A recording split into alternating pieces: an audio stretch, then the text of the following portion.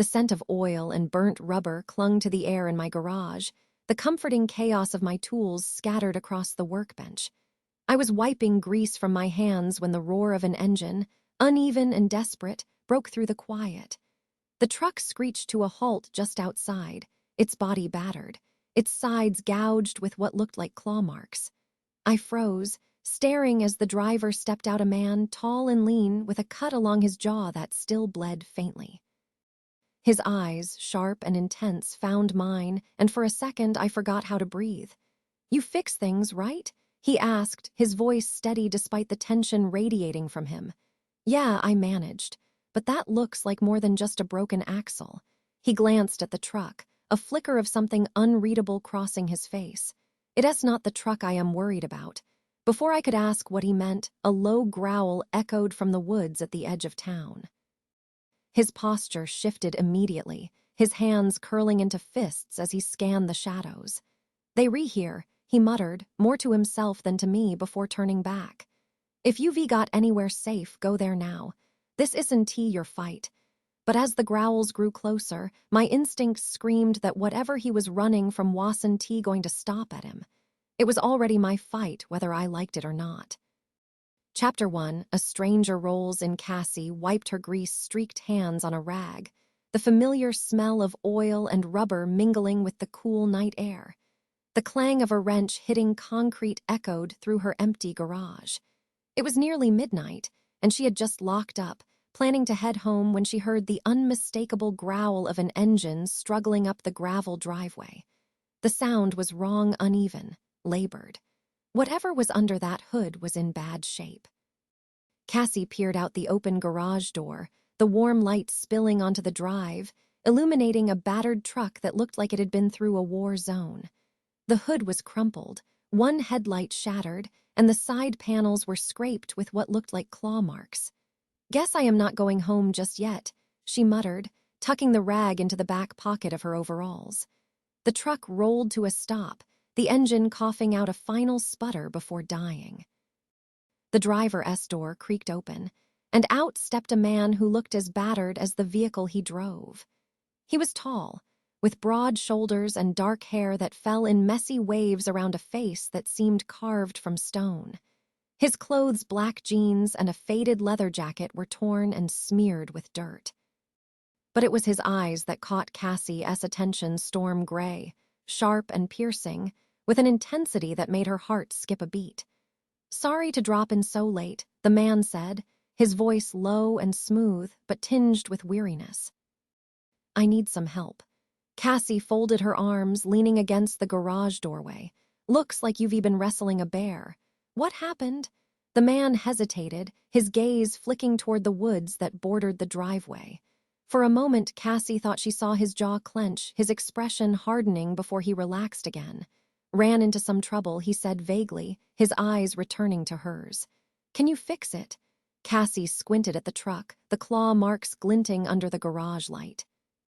"Depends on what you call fixable." "What did you hit?" "A tree," he said too quickly, his voice tight. Cassie raised an eyebrow, but didn't he push? She'd learned not to press too hard. People told her what they wanted when they were ready. "Pull it inside," she said, stepping aside. The man climbed back into the truck, coaxing the engine to life with a rough cough. He guided it into the garage, and the smell of burnt oil and overheated metal filled the space. Cassie grabbed a flashlight, circling the vehicle as it settled onto the lift. "Name's Alec," he offered, leaning against the truck with his arms crossed. "Cassie," she replied, not looking up from her inspection. Her flashlight beam traced over the mangled hood, the torn panels, and the deep grooves in the metal. When she reached the claw marks, she stopped, running her fingers over them. They were long, jagged, and too precise to have come from a tree or another car. She glanced at Alec. "You sure this was a tree?" His gray eyes darkened. "That's what I said." The tension in his voice told her he wasn't about to elaborate, so she dropped it for now. Instead, she focused on the task at hand. "Truck's in bad shape," she said. "Gonna need a full overhaul. Engine-s overheating, radiator-s shot, and don't even get me started on the bodywork." "Can you do it?" Alec asked, his tone more urgent than she expected. Cassie nodded. "I can, but it's not happening overnight. I'll need at least a week to get the parts and put it all back together. I'll pay whatever it takes, Alex said quickly. His urgency made her pause. There was something about him, something off. He was too calm, too quiet, like he was holding back a storm. Fine, she said, setting her flashlight down. But if you're sticking around, you'll need a place to stay. Closest motel-s a couple miles down the road. I'll manage, Alex said, his gaze darting toward the woods again. Cassie followed his line of sight but saw nothing except the shadows of trees swaying in the breeze. Still, an uneasy feeling settled in her stomach. Suit yourself, she said, turning back to the truck. I'll start tomorrow. You can leave it here. Alec nodded, and as he turned to leave, she caught a faint limp in his step. Before she could ask about it, he was gone, disappearing into the night like a ghost. Cassie shut the garage door, locking up for the second time that evening. The strange encounter lingered in her mind as she stepped outside, the cold air biting at her skin. That S when she saw it. At the edge of the woods, barely visible in the pale moonlight, a wolf stood watching her. Its fur was dark as midnight, and its eyes glowed an unnatural shade of silver eyes that looked disturbingly familiar. Her breath caught. She blinked, and the wolf was gone, swallowed by the shadows. Cassie shivered, her heart pounding as she turned back toward the garage. Whatever she just stepped into, she had a feeling it was far from over. Chapter 2, the marks on the metal. The morning sun filtered through the high windows of Cassie's garage, painting streaks of light across the concrete floor. She was already elbow-deep in Alec's truck, her tools scattered on the workbench and her hair tied back in a messy bun. It was quieter than usual, a hush that seemed to press against her ears. Even the normal chatter of birds outside seemed subdued. Cassie didn't mind the silence. She had grown up here in this small lakeside town, learning how to fix engines and rebuild transmissions before she could drive. But today, the quiet carried an edge, as if the town itself was holding its breath. She wiped her hands on a rag and leaned over the hood, peering at the radiator. The damage wasn't consistent with a typical collision. Twisted metal curled inward, as if something had gripped it with enormous force. The claw marks along the fenders confirmed what she'd seen last night. Whatever had mangled this truck, it wasn't a tree. Cassie's fingers traced the grooves in the metal. They were deep, clean, and oddly deliberate, like they'd been made by a predator with razor-sharp claws. She felt a chill crawl up her spine. That doesn't make sense, she murmured. The garage door rattled as it rolled open, and Cassie jumped, wrench in hand. Alex stood in the doorway, his silhouette framed by the sunlight. He wore the same leather jacket as the night before, though he looked less weary today. Didn't he mean to startle you, he said, stepping inside. Don't he sneak up on me like that, she said, exhaling sharply. Alec's lips quirked in the faintest hint of a smile, but it didn't reach his eyes. How's it looking? Cassie stepped aside, gesturing toward the truck.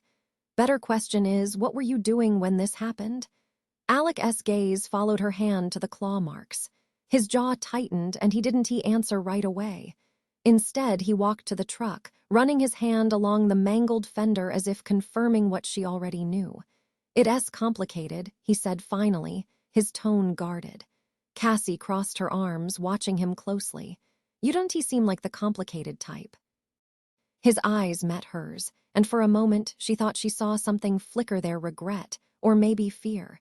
Sometimes life surprises you. She wanted to press him, but the intensity in his gaze gave her pause. Whatever trouble Alec had brought with him, it wasn't small. Well, complicated or not, I've got a lot of work ahead of me, she said, turning back to her workbench.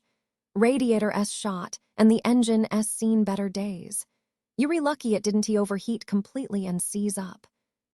Lucky, Alec repeated, the word heavy with irony. Cassie pretended not to notice, grabbing a pair of pliers and returning to the truck. You sticking around while I work, or are you heading into town? I'll stay, he said, leaning against the garage wall. His presence was like a storm cloud, silent but charged with energy. Cassie focused on the engine, trying to ignore the feeling of his eyes on her back. So she said after a long silence, What brings you to this little corner of nowhere? We're not exactly on the way to anything. Alec hesitated. Just passing through. Uh-huh. And your truck just happened to get mauled by a bear on the way? She heard him exhale sharply, a short, humorless laugh. Something like that. Cassie straightened, turning to face him. You know, you're not very good at this whole keeping secrets thing. You might as well tell me what really happened. Alec's expression darkened. I don't think you'd believe me if I did. Try me. He opened his mouth as if to say something, then closed it again, shaking his head. Not yet. Cassie rolled her eyes and went back to the truck. Fine, keep your secrets. But if something weird crawls out of these woods and eats me, I am blaming you. Alec didn't respond, and when she glanced at him, she noticed he was staring out the open garage door, his eyes fixed on the tree line. His shoulders were tense, and his hands clenched into fists at his sides. What is it? She asked, her voice softer now. He shook his head. Nothing. Cassie frowned but decided not to push. Instead, she turned her attention back to the truck, working in silence as the hours ticked by. By the time she finished for the day, the sun was sinking toward the horizon, painting the sky in shades of orange and pink. Alec had barely moved from his spot by the wall, though his gaze never strayed far from the woods. You're kind of a statue, you know that, she said, wiping her hands on a rag. Alec blinked, snapping out of whatever trance he'd been in. Guess I've got a lot on my mind. Well, maybe you should share the load. Might help you relax a little. Alec's lips twitched into that faint, almost smile again. Thanks for the advice, but I am used to carrying it. Cassie sighed. Suit yourself. But if you keep hovering like that, I might start charging you rent. This time, his smile was real, if fleeting. I'll keep that in mind. As Cassie packed up her tools, she glanced toward the woods. The trees stood still in the twilight, their shadows long and dark. But somewhere, deep in the forest, she thought she saw movement, a flash of fur, too large to be a deer. When she looked again, it was gone. For the second night in a row, Cassie felt the weight of unseen eyes watching her. And once again, she couldn't shake the feeling that Alec was at the center of it all. Chapter 3. A town with secrets. The next morning, Cassie rolled into town in her old Chevy pickup, her mind still replaying the events of the last 2 days. The claw marks on Alec's truck, the wolf with its eerie, intelligent eyes, and Alec's cryptic behavior, it all gnawed at her like an engine misfiring. Her first stop was McCready's Hardware, the only place in town to find the parts she needed. The bell above the door jingled as she walked in, and she was immediately greeted by the smell of sawdust and motor oil. Morning, Cassie, came a cheerful voice. Morning, Pete, she replied, nodding at the balding man behind the counter. Pete McCready had run the store for as long as Cassie could remember, and he always seemed to know more about the town than anyone else. Working on something interesting? Pete asked, eyeing the list in her hand as she approached the counter. Yeah, a truck that looks like it went 12 rounds with a grizzly. Pete chuckled. That's a new one. Whose rig? A guy named Alec, she said, just rolled into town yesterday. Pete frowned, his jovial demeanor dimming. Don't he know him? What's he doing here? Cassie shrugged, sliding the list across the counter. Just passing through, supposedly. But his truck's in bad shape. Might be stuck here for a while. Pete scanned the list, his frown deepening. Strange time of year for visitors. Too cold for tourists, too late for hunters. Yeah, well, he's not exactly chatty about his plans. Pete handed the list back to her. I can order most of this for you. Should have it by Friday. Thanks, Cassie said, but as she turned to leave, Pete's voice stopped her. You be careful, Cassie. You know how things get around here sometimes. She turned back, raising an eyebrow. How things get? Pete shifted uncomfortably. You know, the woods, the animals, folks around here didn't talk about it much, but he leaned in, lowering his voice. We've had our share of strange things. Cassie smirked. You mean the so-called beast of the woods? I thought that was just a campfire story. Pete didn't smile. Stories start somewhere, and the folks who've lived here long enough know better than to ignore the signs. A chill prickled at the back of Cassie's neck. She forced a laugh, trying to shake off the unease creeping over her. Come on, Pete. You're not telling me you believe in werewolves or whatever. Pete shrugged. All I am saying is, be careful. Cassie left the store feeling more unsettled than she cared to admit. She had always dismissed the town's old legends as harmless folklore, but Pete's serious tone stuck with her as she drove to her next stop, the diner. The Lakeside Diner was the heart of the town, a gathering place for locals and the occasional traveler. Cassie pushed open the door, the bell jingling above her as she stepped into the warm, greasy air. Cassie called a familiar voice. She turned to see Jenna, her best friend since grade school, waving from a corner booth. Jenna's blonde hair was pulled into a ponytail, and she was halfway through a stack of pancakes. Cassie slid into the booth across from her, sighing as she shrugged off her jacket. You look like you've seen a ghost, Jenna said, tilting her head. Not a ghost, Cassie replied, grabbing a menu even though she knew it by heart. Just a truck that looks like one and a guy who's not much different. Jenna raised an eyebrow. Guy, do tell. Cassie rolled her eyes. His name's Alec. He showed up last night with a truck that looks like it has been attacked by a wild animal. One T say much about what happened and he's got this vibe. Jenna leaned in, her eyes sparkling with curiosity. A vibe, huh? Like mysterious bad boy vibe? More like something dangerous is following him vibe. Jenna's smile faded. Yikes. Do you think he's in trouble? Cassie hesitated, then shook her head. I don't know, but there's something off about him. And get this, the claw marks on his truck. They re too big to be from any animal I've ever heard of. Jenna's expression turned serious. You think it's connected to those rumors? About the woods? Cassie sighed. Pete said the same thing. But come on, Jenna. You don't really believe in that old werewolf nonsense, do you? Jenna shrugged, her fingers tracing the edge of her coffee cup. I didn't know. But people say those legends started for a reason. Cassie stared at her, caught between frustration and unease. You're not helping. Jenna offered a weak smile. Sorry, just be careful, okay? You've got a knack for getting into trouble. Cassie snorted. Takes one to know one. By the time Cassie got back to the garage, the day had turned gray, the sky heavy with the promise of snow. Alec was there, leaning against the truck as if he hadn't moved all day. Parts are on the way, she said, dropping her bag on the workbench. Alec nodded. Thanks. Cassie studied him for a moment, the shadows under his eyes, the tension in his posture. He looked like a man on the edge of something big and dangerous.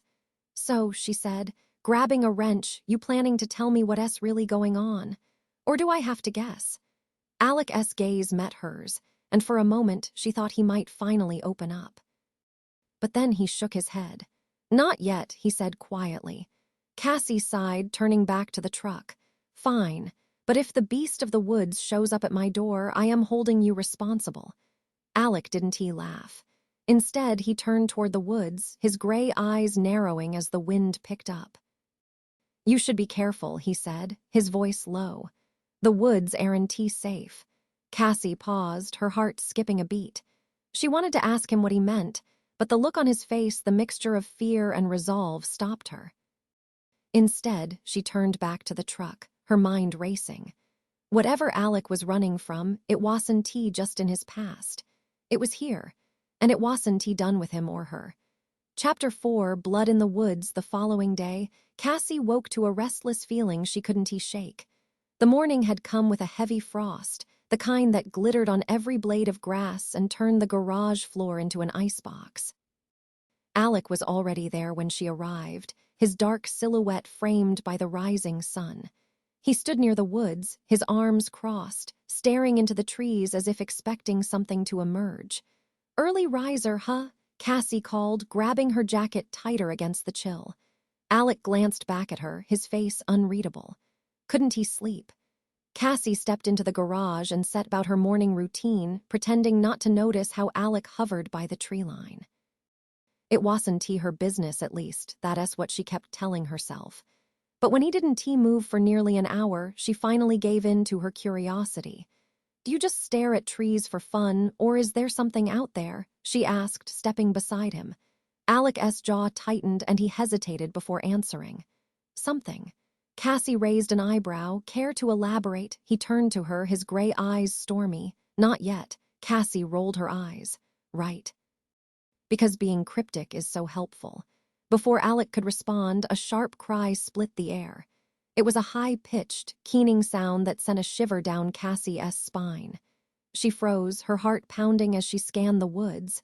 What was that? She asked. Alec didn't answer. He was already moving toward the sound, his long strides carrying him into the trees. Wait, where are you going? Cassie called, hurrying after him. Stay here, Alec said over his shoulder, his tone firm. Not a chance, Cassie muttered, breaking into a jog to keep up. The woods were colder than the open air, the frost clinging to branches and crunching underfoot. The cry came again, fainter this time, but unmistakably close. Cassie's pulse raced as she followed Alec deeper into the forest, her breath fogging in the icy air. They reached a small clearing, and Cassie stopped short, her stomach lurching at the sight before her. A deer lay in the middle of the clearing, its body torn open, the ground around it soaked with blood. The creature's wide, lifeless eyes stared at nothing, and its hindquarters were shredded as if something massive had attacked it. Cassie clapped a hand over her mouth. Oh my God. Alec crouched beside the carcass, his expression grim. He touched the blood-soaked grass, examining the deep gouges in the ground. This wasn't a bear, he said quietly. Cassie took a shaky step closer. What could have done this? Alec didn't answer right away. His eyes scanned the surrounding trees, his body tense. When he spoke, his voice was low, almost a growl. Something that shouldn't be here. Cassie frowned. What is that supposed to mean? He didn't respond, rising to his feet and turning to her. You need to go back to the garage. Now, are you kidding? Cassie said, her voice rising. I am not just leaving you out here with whatever did this. Alec stepped closer, his expression serious. Cassie, listen to me. It's not safe out here. Cassie crossed her arms, refusing to back down. Then why are you here? Alec hesitated, his hands balling into fists, because I have to be. Cassie opened her mouth to argue, but before she could, a low growl rumbled through the air. It came from the trees, deep and guttural, and Cassie's blood turned to ice. She turned slowly, her eyes scanning the shadows. At first she saw nothing, but then a shape emerged, a hulking figure with glowing silver eyes. The wolf stepped into the clearing, its black fur bristling and its teeth bared. It was massive, far larger than any wolf Cassie had ever seen, its shoulders nearly level with Alec's chest. Cassie, Alec said, his voice tight, get behind me. For once, Cassie didn't argue. She moved back slowly, her eyes never leaving the wolf. The creature's gaze locked on Alec, and for a moment the world seemed to hold its breath. Then the wolf snarled, its lips curling back to reveal sharp, gleaming teeth. Alec stepped forward, his body rigid, and something in his posture shifted. He looked less like a man and more like a predator, his muscles coiled and ready to strike. Go, he said through clenched teeth, his voice almost unrecognizable. Cassie's heart raced, her instincts screaming at her to run, but her feet stayed rooted to the spot. The wolf lunged. Alec moved faster than she thought possible, intercepting the creature mid-leap. The two collided with a force that shook the ground, and Cassie stumbled back, her breath catching in her throat. The fight was a blur of teeth and claws, a whirlwind of violence that left Cassie frozen in shock. Alec's movements were inhumanly quick, his strikes precise and brutal. But what shocked her most was the way he fought with a strength and ferocity that matched the wolf's. It didn't make sense. No human should have been able to stand a chance against a creature like that, let alone overpower it. Finally, Alec delivered a crushing blow, sending the wolf sprawling. It scrambled to its feet, snarling, but it didn't attack again. Instead, it retreated, its silver eyes lingering on Alec before disappearing into the trees. Alec stood there, his chest heaving, his hands trembling. His shirt was torn and blood stained his skin, though it didn't look like it was his. Cassie stared at him, her mind reeling. What the hell just happened? Alec didn't answer. He turned to her, his gray eyes darker than she'd ever seen them. "We need to leave," he said, his voice rough. "Now, Cassie," didn't he argue? She followed him back through the woods, her thoughts spinning. Whatever Alec was, he wasn't just a man. And the wolf that had attacked them wasn't just an animal. Cassie's world had just gotten a whole lot bigger and a whole lot more dangerous. Saye ikrat Cyrillic letter 456, stem oja po o sha uve a te un a sha, Cyrillic letter 456 po a ve ul a ve ka o us te a n ya. Ya cash cha o po o us ya. Pe o ve Cyrillic letter 456 de o te yo nas po otse ya. Pe osta ve sha itse Cyrillic letter 456, ikrat ve Cyrillic letter 456, de pe o ve Cyrillic letter 456, de Cyrillic letter 456, pe a el yetse yeri un ize. Chapter 5. A wolf's warning. The drive back to Cassie's garage was heavy with silence. Alec sat in the passenger seat of her truck, staring out the window with a clenched jaw and blood-streaked hands. Cassie's knuckles were white on the steering wheel, her mind racing with questions she wasn't sure she wanted answers to. Her heart was still pounding from what she'd seen in the woods. The wolf's glowing eyes, the sheer violence of the fight, and most of all, the way Alec had moved like he belonged in that primal clash. She pulled the truck into the garage's lot, killed the engine, and turned to Alec. "You owe me an explanation. Now." Alec didn't look at her, his gaze fixed on some distant point outside the window. "You shouldn't have followed me." "That's not an explanation," Cassie snapped, her voice sharp with fear and frustration. "I just watched you fight off a wolf the size of a bear, and you didn't just survive you one. So tell me what the hell is going on." Alec sighed, leaning back in his seat and running a hand through his disheveled hair. "It's not that simple." Cassie slammed her palm against the dashboard. "Stop saying that, stop dodging my questions, and just tell me the truth." Alec finally turned to her, his gray eyes heavy with something she couldn't quite name, regret, maybe, or a sadness that ran far deeper. "The wolf you saw wasn't an ordinary animal," he said slowly. "It's like me." Cassie blinked, confusion mingling with disbelief. "Like you? What does that even mean?" Alec hesitated, then said the words she'd been dreading. "I am a werewolf." For a moment, Cassie just stared at him, waiting for him to laugh or tell her it was a joke. But he didn't. His expression was deadly serious, and the weight of his words sank into her chest like a stone. "That's impossible," she said, her voice barely above a whisper. Alec shook his head. "You've seen enough to know it's not." Cassie opened her mouth to argue, but the memory of the fight in the woods stopped her. The way Alec had moved, the raw power he'd displayed, it wasn't human. Her stomach churned. "You serious?" "Yes," Alec said simply. Cassie leaned back in her seat, pressing a hand to her forehead. This can be real.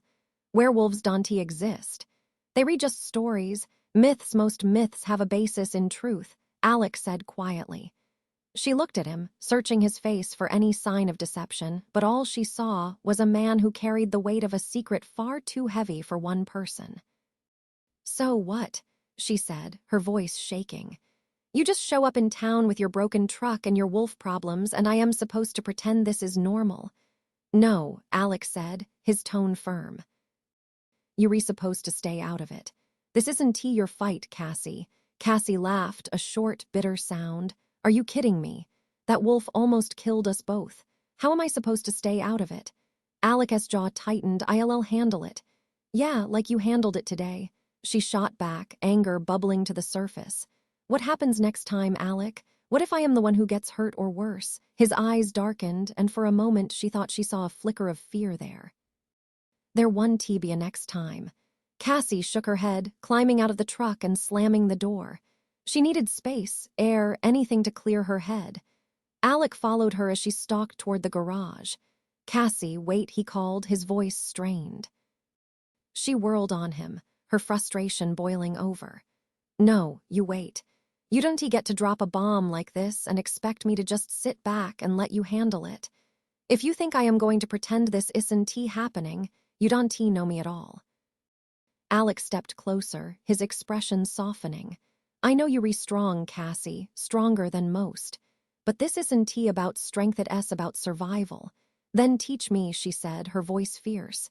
If this is my reality now, I need to know how to survive it. Alec hesitated, his eyes searching hers. It's not that simple. Cassie groaned, throwing her hands in the air. There you go again with the not that simple crap. Either you re-in or you re-out, Alec. Make a choice. For a long moment he said nothing. Then he exhaled, a heavy sound that seemed to carry the weight of his decision. Fine, he said quietly, I'll teach you, but you have to trust me. Cassie folded her arms. I don't trust anyone who keeps secrets. Then we already in trouble, Alec muttered, his lips twitching in a faint, humorless smile. That night, as Cassie locked up the garage, the feeling of being watched returned. She paused on the threshold, scanning the woods that bordered her property. The shadows seemed deeper than usual, the trees too still. Then she saw them, two glowing silver eyes watching her from the darkness. The wolf didn't move, its presence a silent warning. Cassie's breath hitched and her pulse quickened. She didn't run this time, didn't flinch. Instead, she stared back, her jaw set, until the wolf melted into the shadows. When she turned, Alec was standing behind her, his face grim. It's not going to stop, he said. I didn't think it would, Cassie replied. For the first time, she felt the full weight of what she stepped into. The quiet life she built in her sleepy lakeside town was gone, replaced by a dangerous new reality. And somehow, she knew this was only the beginning. Chapter 6, The Truth Beneath the Skin. The next few days passed in a haze of repairs and tension. Cassie buried herself in work on Alec's truck, her hands busy even as her mind churned with questions. Alec, true to his word, stayed close by, watching the woods like a sentinel. He offered little conversation and fewer answers, but his presence had a gravity that Cassie couldn't ignore. Every night, the same unease settled over her. The wolf returned, always watching, its silver eyes glinting in the darkness like twin moons. It never came closer, never attacked, but its message was clear: she was being marked, monitored. By the third night, Cassie had had enough. She stepped out of the garage, her breath clouding in the cold air, and shouted into the woods, "What do you want from me?" The silence that followed was oppressive. Her voice seemed to vanish into the trees, swallowed by the void. The wolf didn't appear, but she could feel it just beyond her sight, just out of reach. "You going to wake the neighbors," Alec said from behind her, his voice low and even. Cassie whirled to face him, her frustration boiling over. "Good. Maybe someone else should see this thing so I don't feel like I am losing my mind." Alec's expression was calm but guarded. "You're not losing your mind. Then tell me what's going on." Cassie demanded. "You keep saying you'll handle it, that I just need to trust you, but all I've gotten so far are half-truths and cryptic warnings." Alec hesitated, his gray eyes scanning hers as if weighing whether she was ready for the truth. Finally, he nodded. "Fine. You want answers? Let us go." They drove in silence, Alec giving directions in short, clipped sentences as Cassie navigated the back roads that wound through the woods. The deeper they went, the darker the night seemed to grow, the moonlight barely piercing the thick canopy of trees. After 20 minutes, Alec told her to stop. They had reached a clearing surrounded by towering pines. A small, dilapidated cabin stood in the center, its roof sagging under the weight of years and weather. "This is where it started," Alec said, stepping out of the truck. Cassie followed, her boots crunching on the frosty ground. "Where what started?" "My curse," Alec said simply. Cassie blinked, caught off guard by the bluntness of his reply. "You recursed?" "Most of us are," Alec said, his gaze fixed on the cabin. "Werewolves aren't born, Cassie. We remade usually by choice, sometimes by force. And every transformation comes with a price." "What kind of price?" she asked, her voice quieter now. Alec turned to her, his face shadowed but his eyes sharp. "We lose pieces of ourselves, our humanity. Every time we shift, it gets harder to remember who we are, what we care about. That's the curse. The wolf isn't he just part of us, it's always fighting to take over. Cassie felt a chill that had nothing to do with the cold. That's why you running isn't he it. From the wolf. And from others like me, Alec admitted. The pack I used to belong to, they don't take kindly to deserters. Cassie's stomach twisted. The wolf that's been watching me at from your pack. Yes, Alec said grimly, and it's not here to make friends. Why me? Cassie asked, frustration creeping back into her voice. What do they want with me? Because you helping me, Alec said, and because they think you leverage. Cassie stared at him, her mind racing. Leverage for what? To bring me back, Alec said, his tone dark. Or to make me pay for leaving. Inside the cabin, Alec lit a lantern, casting flickering shadows on the walls. The space was small and sparse, with a single table, a few chairs, and a bed that looked like it hadn't been used in years. Cassie ran her fingers along the edge of the table, her eyes drawn to a set of deep gouges in the wood. What happened here? This was where I changed for the first time, Alec said, his voice quiet. I was 22. I thought I was invincible, that nothing could touch me. Then I met someone who promised me strength, power, a way to be more than I was. Cassie glanced at him, her heart sinking at the bitterness in his tone. Someone from the pack, Alec nodded. They're alpha. He saw the anger in me, the need to prove myself. He used it against me, offered me a chance to join them. I was too arrogant to see the trap until it was too late. He turned to face her, his expression raw. The first shift at like dying and being reborn as something else, something you can control. I tore this place apart, and when it was over, I wasn't the same. Cassie swallowed hard, her mind filling with images of the fight she witnessed in the woods. But you got away. Not at first, Alec said. I stayed with the pack for years, doing things I am not proud of. But eventually, I couldn't do it anymore. I couldn't let the wolf win. And now they want you back, Cassie said, piecing it together. Or dead, Alec said flatly. Cassie took a step closer, her voice soft but firm. You're not the monster they want you to be, Alec. I saw you fight that wolf. You didn't kill it, even though you could have. Alec met her gaze, something flickering in his eyes, hope maybe, or fear. I am trying not to be, he said. But it's a fight every day. And now, because of me, you're in danger too. Cassie set her jaw. Then I guess we'll fight together. Alec shook his head. It's not that simple, I don't care, Cassie interrupted. You said the wolf is always fighting to take over, right? Well, so am I, and I am not letting them scare me off, Alec. Not you, not your pack, not anyone. For a moment, Alec just stared at her, as if trying to decide whether to argue. Then he nodded, a faint smile tugging at the corner of his mouth. All right, he said. But if we going to do this, you need to know what you up against. Cassie straightened. Then start talking. And Alec did. For the first time, he told her everything, the rules of the pack, the dangers of the full moon, the power struggles that kept their world spinning. By the time the lantern burned low, Cassie felt like she stepped into an entirely new reality. It wasn't just Alec who had secrets. The whole world seemed to be hiding something beneath its skin. And Cassie wasn't sure if she was ready for it, or if she'd ever have a choice. Chapter 7. The pack's shadow. The morning after Alec's confession, the weight of his words lingered like a storm cloud. Cassie spent most of the day in the garage, but her usual focus was gone. Every creak of the garage's old beams, every shadow that danced in the corners of her vision, set her on edge. Alec stayed nearby, his vigilance unrelenting. He worked silently, helping her with the repairs on his truck, though the unease in his movements betrayed the calm facade he tried to maintain. By late afternoon, Cassie couldn't take the silence anymore. So, she said, leaning against the truck's open hood, how many of them are out there? Your pack. Alec wiped his hands on a rag, his gray eyes flicking toward her. It's not my pack anymore. You know what I mean, Cassie pressed.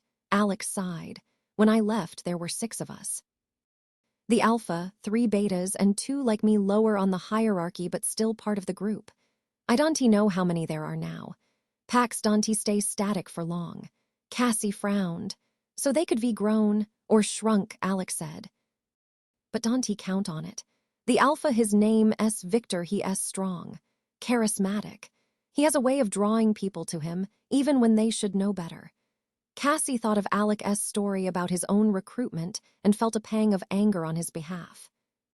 And the one watching me, the wolf that keeps showing up. Alec S. jaw tightened. That S. Lena. She S. one of Victor S. betas. Cassie arched an eyebrow. Beta like second in command. Not exactly, Alex said. Betas are enforcers. They re-loyal to the alpha, but they don't have the same level of power. They re-hunters. A chill ran down Cassie's spine, and she hunting you? Alec hesitated. She watching, waiting for Victor's command. Cassie felt her pulse quicken. What happens if he gives it? Alec didn't answer. He didn't need to. The grim look on his face said everything. As the sun dipped below the horizon, casting the sky in hues of gold and crimson, Alec's tension grew palpable. He kept pacing near the garage doors, his gaze darting toward the woods. They'll move soon, he said finally, his voice low. How do you know? Cassie asked, trying to mask the unease creeping up her spine. Alec glanced at her, his expression unreadable. Because Victor doesn't wait long once he decided on a target. And now that Lena been seen, it's a matter of time. Cassie swallowed hard. What do we do? Alec hesitated, then said, we prepare. That night, Alec taught Cassie what he could. They cleared a space behind the garage, a patch of gravel and dirt lit by a single floodlight. Alec stood a few feet away from her, his posture tense but his voice steady as he explained what to do. Werewolves are fast, he said, strong, but they not invincible. If you keep your head and aim for the right spots, you can hold your own at least long enough to get away. Cassie raised the crowbar he handed her, feeling its weight in her hands. And what are the right spots? Joints, neck, head, Alex said. Anything that slows them down or makes it hard for them to recover. Cassie swung the crowbar experimentally, her muscles straining against its heft. This isn't exactly how I pictured my week going. Alec's lips twitched in what might have been the ghost of a smile. It's not how I pictured mine either. They practiced until her arms ached and her breath came in short gasps. Alec was patient but relentless, correcting her stance, showing her how to strike efficiently, how to avoid leaving herself vulnerable. By the time they stopped, the floodlight was casting long shadows, and the cold night air bit at Cassie's skin. She leaned against the garage wall, catching her breath as Alec handed her a water bottle. You did well, he said. Yeah, well, let us hope I don't have to use it, Cassie replied, though a small part of her felt a flicker of pride at his words. Alec's expression darkened. Hope doesn't count for much when Victor's involved. Cassie frowned. Why does he care so much? You left. Why can't he just let you go? Alec hesitated, his jaw tightening. Victor doesn't like loose ends, and in his eyes I betrayed the pack. He'll see it as a challenge to his authority, and he won stop until he either brought me back or eliminated the threat I represent. Great, Cassie muttered, her stomach nodding. Alec's eyes softened slightly. You don't have to be part of this, Cassie. You can still walk away. She met his gaze, her expression firm. You don't know me very well if you think I am the walking away type. For a moment, Alec just looked at her, something unspoken passing between them. Then he nodded. Fair enough, he said quietly. Later that night, as Cassie lay in bed, staring at the darkened ceiling, she thought about the life she'd built in her small lakeside town. The routine of the garage, the familiar faces at the diner, the comfort of knowing what each day would bring.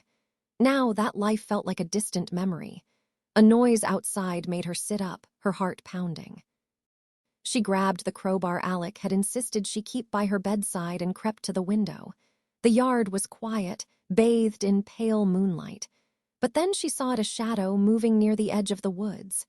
It was Lena, her silver eyes gleaming in the darkness, her body low to the ground like a predator stalking prey. Cassie's breath hitched. She tightened her grip on the crowbar, her knuckles turning white. Lena didn't move closer. She stood there for a moment, her gaze locked on Cassie's before slipping back into the shadows. The warning was clear. Cassie wasn't just an observer anymore. She was part of this now, whether she liked it or not. And the pack wasn't going to stop until they got what they wanted. Chapter 8, caught between worlds the next morning, dawned with a sky the color of ash, the air heavy with the promise of snow. Cassie sat in the garage's small office, staring blankly at a cup of coffee that had long since gone cold. The memory of Lena's glowing silver eyes burned in her mind, her warning as clear as if she'd spoken it aloud. Alec leaned in the doorway, his arms crossed, his gaze heavy. You didn't sleep? Cassie shot him a tired look. What gave it away? Alec stepped inside, his boots scuffing against the floor. She's testing you. Testing me, Cassie repeated, her voice sharp. For what? To see if I scare easy? Newsflash, I already know I don't. It's more than that, Alec said, pulling out a chair and sitting across from her. Lena's trying to figure out what you mean to me.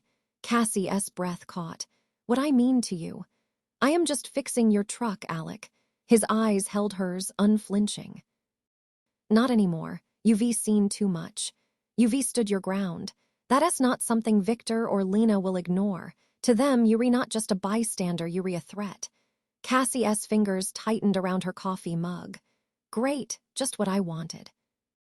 My very own pack of supernatural stalkers. Alex smirked faintly, but it didn't reach his eyes. You've got more fight in you than most people I've met. That's why you're still standing. The compliment caught her off guard, and for a moment the tension between them shifted, softened. Then the phone on her desk rang, shattering the moment. Cassie picked it up, her voice clipped. Cassie's garage.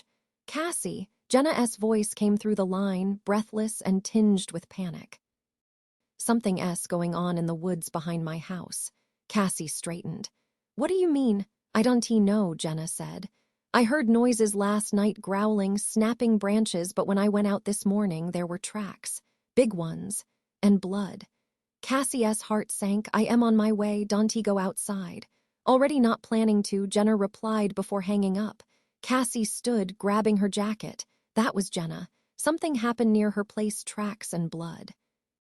Alec was on his feet instantly. I am coming with you. Do I even have a choice? Cassie asked, already heading for the door. Not really, Alec said, following close behind. Jenna lived in a small house on the edge of town, her backyard bordered by dense forest. When Cassie and Alec arrived, Jenna was pacing on her front porch, her phone clutched in one hand and a baseball bat in the other. Cassie, she called, relief flooding her face as they stepped out of the truck. Hey, Cassie said, hurrying up the steps. You okay? Fine, just freaked out, Jenna said, glancing nervously toward the trees. Come look at this.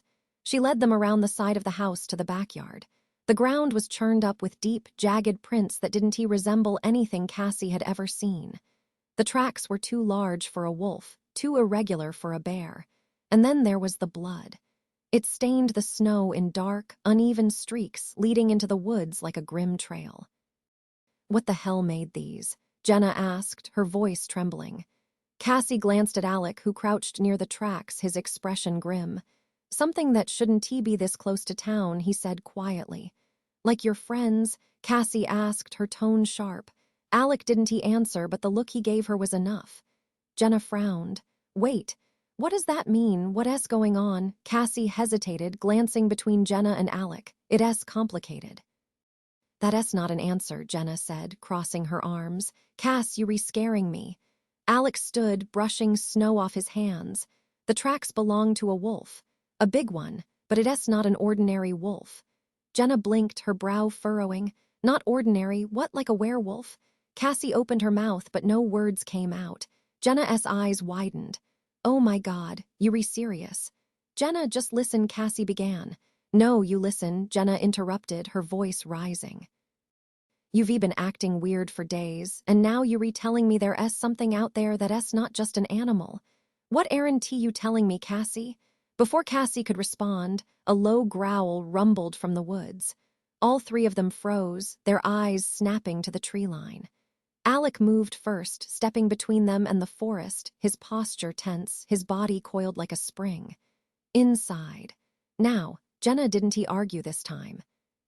She grabbed Cassie's arm and dragged her back toward the house, Alec following close behind. Inside, The tension was suffocating. Alec locked the door and pulled the curtains shut, his movements quick and deliberate. Jenna paced the living room, her bat still clutched in her hands. "So," she said, her voice shaky but firm, "someone needs to explain what's going on." Cassie glanced at Alec, then back at Jenna. "It's not just a wolf." "Alec is well, he's a werewolf," Alec said bluntly, cutting her off. Jenna stared at him, her mouth opening and closing like a fish out of water. "You re-joking?" "He's not," Cassie said, her tone serious. "And there are others like him. They re the ones who've been leaving the tracks." Jenna sank into a chair, her face pale. "This isn't happening." "It is," Alex said, "and you're not safe here anymore." Jenna looked up at him, fear flashing in her eyes. "What do they want?" Alec hesitated, then said, "Me, and anyone who gets in their way." The rest of the day was spent reinforcing the house, locking windows, and planning their next move. Alec stayed close to the woods, watching for any sign of movement, while Cassie tried to reassure Jenna that everything would be okay. But as night fell, the unease in the air deepened. Cassie stood at the window, staring out into the darkened yard. She didn't say it aloud, but she knew the truth. This was only the beginning. And the shadows in the woods weren't going to stay hidden for long. Chapter 9. The pack strike's night fell with an oppressive weight, the kind that settled deep in Cassie's chest and refused to let go. Inside Jenna's small house, every creak and groan of the old wood seemed magnified, echoing like a warning through the tense silence. Jenna sat on the couch, clutching her baseball bat as if it could ward off the nightmares lurking outside. Cassie leaned against the wall near the front window, her crowbar resting against her leg while Alex stood by the back door, his posture tense and his gray eyes fixed on the woods. "They out there, aren't they?" Jenna asked, her voice trembling. Alec didn't answer right away. He tilted his head, listening to something none of them could hear. Finally, he nodded. "They close." Jenna's face paled and Cassie felt her stomach churn. "How many?" Cassie asked, gripping the crowbar tighter. "2, Alex said. "Maybe 3. They circling, testing us." "Testing us for what?" Jenna asked, her voice rising with panic. "To see how strong we are," Alex said, his tone grim. Cassie swallowed hard. "And if they think we weak?" "They'll come in fast," Alex said. No hesitation. Jenna's breathing quickened and Cassie moved to her side, placing a steadying hand on her shoulder. "We're not going to let that happen." "Right, Alec?" Alec's gaze flicked to Cassie, and for a moment something like uncertainty flashed in his eyes. Then he nodded. "Right. The first attack came just after midnight. Cassie was patrolling the front room when the sound of shattering glass made her whirl around. A window in the kitchen exploded inward, and a sleek black shape darted through the opening. "Kitchen!" she yelled, gripping her crowbar and running toward the noise. Jenna screamed as the wolf lunged into the room, its teeth bared and its silver eyes glowing in the dim light. It was smaller than the one Cassie had seen in the woods, leaner, faster but no less deadly. Alec was already there, moving with inhuman speed. He tackled the wolf before it could reach Jenna, his body colliding with the creature in a blur of motion. They crashed into the dining table, splintering wood and scattering chairs across the room. "Cassie, get her out of here," Alec shouted, his voice rough and commanding. Cassie grabbed Jenna's arm, pulling her toward the hallway. "Come on, I am not leaving you," Jenna protested, her grip on the bat tightening. Cassie didn't have time to argue. "Then stay behind me and don't do anything stupid." They retreated toward the back of the house as the fight raged in the kitchen. Alec and the wolf were locked in a brutal struggle, claws slashing and teeth snapping. Blood spattered the walls, though Cassie couldn't tell whose it was. Another crash sounded from the living room, and Cassie's heart sank. "They coming through the front," she shouted, dragging Jenna into the hallway. The second wolf was larger than the first, its massive frame filling the narrow doorway as it stalked toward them. Cassie stepped in front of Jenna, raising her crowbar like a sword. "Stay back," she warned, though her voice wavered. The wolf growled, a low, guttural sound that made her knees threaten to buckle. Behind her, Jenna whispered, "We going to die." "No, we not," Cassie said through gritted teeth, though she wasn't entirely sure she believed it. The wolf lunged. Cassie swung the crowbar with every ounce of strength she had. The metal connected with the wolf's shoulder, sending it sprawling to the side with a yelp. "Cassie, look out," Jenna screamed. The wolf recovered faster than she expected, snapping its jaws inches from her face. Cassie stumbled back, narrowly avoiding its teeth. Before it could strike again, Alec appeared, bloodied and furious, slamming into the wolf with a snarl that didn't sound human. "Go!" he roared, his voice more beast than man. Cassie hesitated, her instincts warring with her need to protect her friend. But the sight of Alec, his movements almost feral as he battled the wolf, reminded her that he was better equipped to handle this fight than she was. "Come on," she said to Jenna, pulling her down the hall toward the back door. They burst into the backyard, the cold air biting at their skin. The yard was eerily quiet, the snow untouched except for the trail of tracks leading into the woods. "Is it over?" Jenna asked, her voice shaking. Cassie shook her head, scanning the shadows. "I didn't think so." A howl split the night, long and mournful, followed by a second, closer one. "They regrouping," Alex said, stepping out of the house.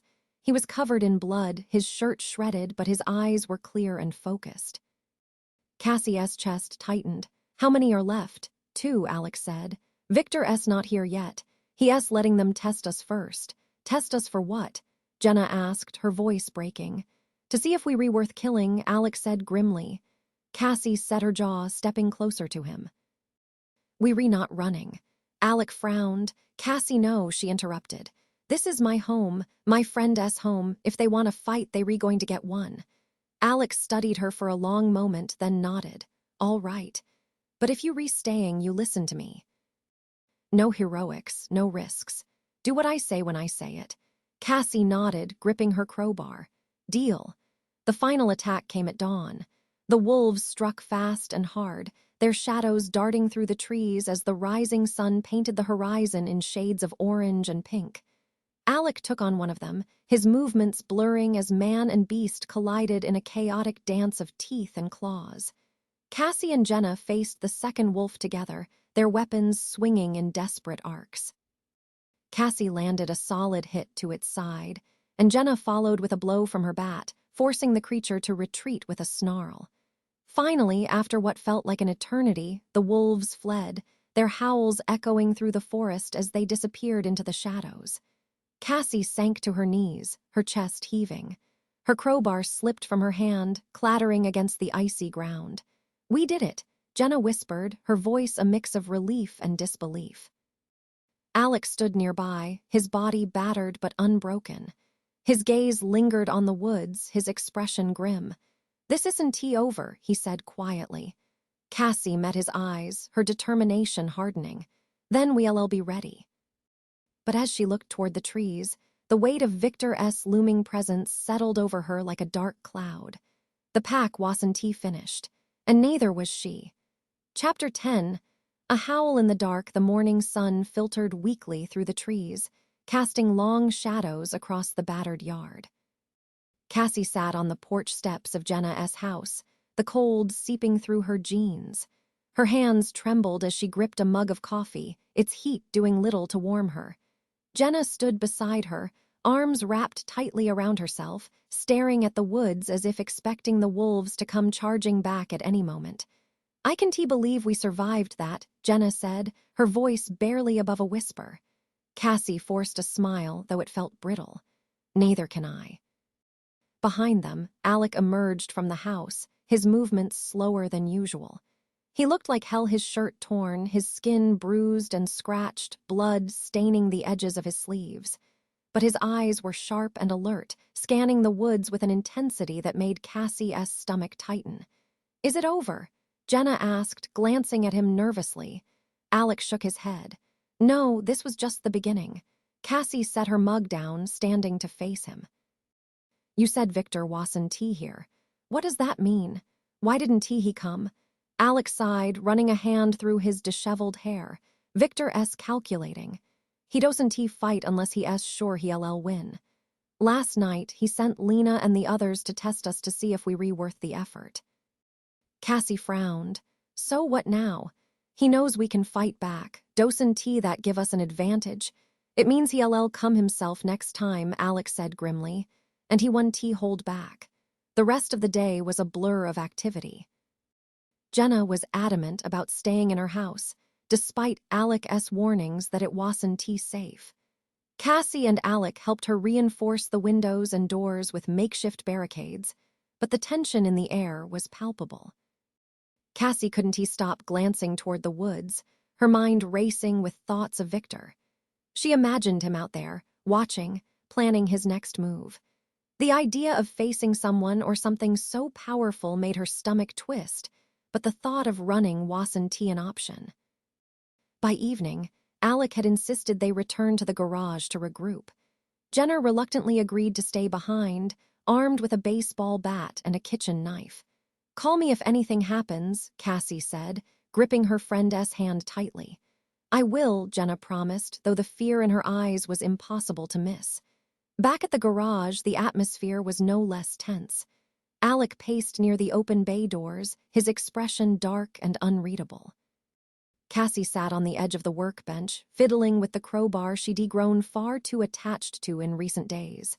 "We need a plan," she said finally, breaking the silence.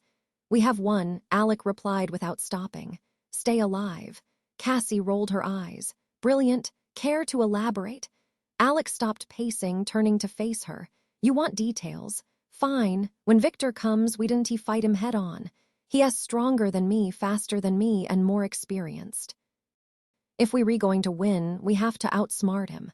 "Okay," Cassie said, trying to keep her voice steady. "How do we do that?" Alec hesitated, his gaze flicking toward the woods. Victor's weakness is his pride. He sees himself as untouchable, and he underestimates anyone who isn't one of his own. "We can use that." Cassie raised an eyebrow. "So what? We set a trap?"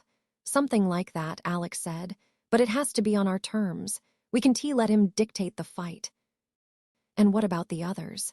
Lena, the rest of the pack, what's stopping them from tearing us apart before Victor even shows up?" "They won tea," Alex said. "Not unless he orders them to. Victor likes to keep control. He'll want to face me himself." Cassie frowned. "Why you?" Alec's jaw tightened. "Because I am the one who left. To him, this is personal." That night, the tension reached a breaking point. Cassie couldn't sleep, her mind buzzing with everything Alec had told her. The garage felt like a fortress under siege, the shadows outside pressing in closer with every passing hour. Around midnight, the sound of a howl pierced the air. It wasn't like the howls from before. This one was different, deeper, filled with a chilling resonance that seemed to vibrate through Cassie's chest. She bolted upright, grabbing the crowbar she kept by her bedroll. Alec was already moving, stepping into the main bay with his fists clenched. "What was that?" Cassie asked, her voice barely above a whisper. "Victor," Alec said, his tone grim. Another howl followed, this one closer. Then another and another until the air was filled with an eerie symphony that made Cassie's skin crawl. "They rehear," Alec said, his gray eyes narrowing. Cassie tightened her grip on the crowbar, her heart pounding. "What do we do?" Alec turned to her, his expression deadly serious. "We hold our ground. No matter what happens, stay close to me." "Understand." Cassie nodded, swallowing hard. "Got it."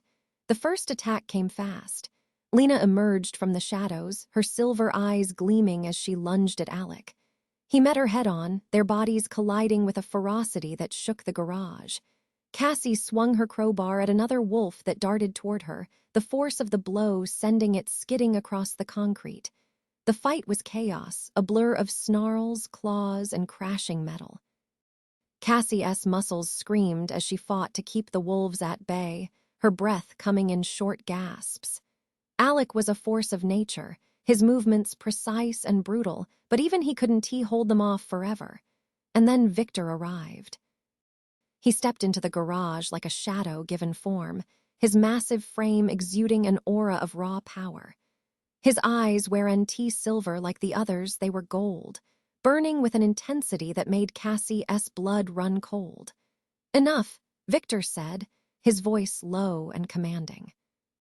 The wolves froze, retreating to the edges of the room. Alec stepped forward, his body tense, his breathing ragged. "Victor," he said, his voice steady despite the exhaustion in his eyes. Victor smiled, a predatory gleam in his teeth. "It has been a long time, Alec." "Not long enough," Alec replied. Victor's smile widened. "Still defiant, I see, but you've made a mistake bringing them into this." He gestured toward Cassie, his gaze lingering on her. "She's not part of this," Alec said, his voice sharp. "She is now," Victor said smoothly, "and you know how this ends. Come back to the pack or I'll tear everything you care about apart." Cassie stepped forward, her crowbar in hand. "You're not tearing anything apart." Victor's golden eyes flicked to her, amusement dancing in their depths. "You're brave. I'll give you that. But bravery won't save you." Alec moved to block her, his voice low and urgent. "Cassie, stay back." But Cassie wasn't about to back down, not now, not ever. "If you want him," she said, her voice steady despite the fear twisting in her gut, "you'll have to go through me." Victor's grin widened, and for the first time, Cassie understood the true weight of the fight ahead. The pack wasn't just a threat. It was a storm, and it had only just begun. Chapter 11, an ancient curse. Victor's golden eyes glinted with predatory amusement, his towering presence filling the garage like a storm ready to break. Cassie gripped the crowbar tighter, her heart pounding, but she refused to let fear show on her face. "You've got spirit," Victor said, his voice smooth as silk. "But spirit alone won't save you."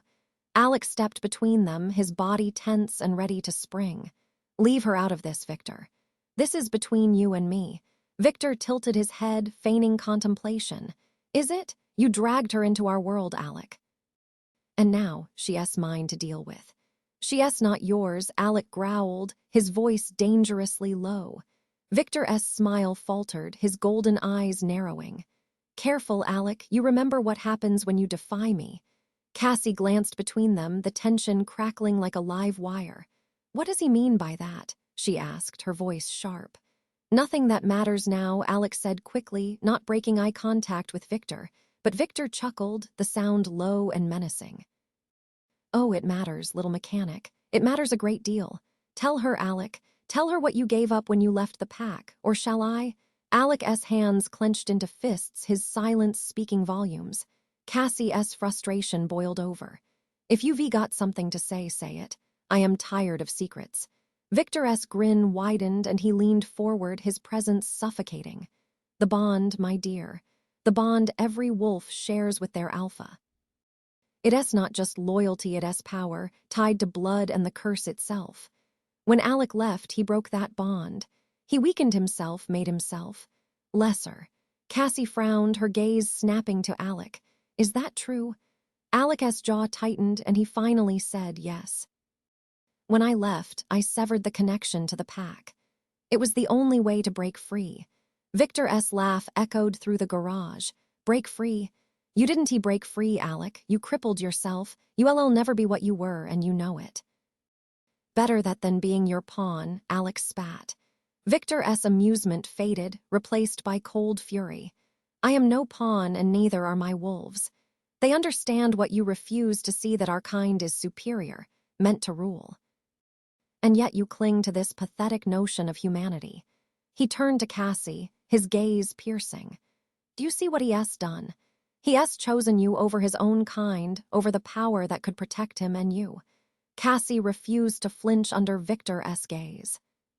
"Sounds to me like he chose freedom." Victor's lips curled into a snarl. "Freedom is an illusion. The wolf inside him will always crave the pack. He fights it now, but he won't win. None of us do." As Victor's words hung in the air, a distant howl broke the silence. Cassie's chest tightened. It wasn't Lena or the others, it was something else, a sound older and more primal. Victor stiffened, his golden eyes flicking toward the woods. "What was that?" Cassie asked, her voice barely above a whisper.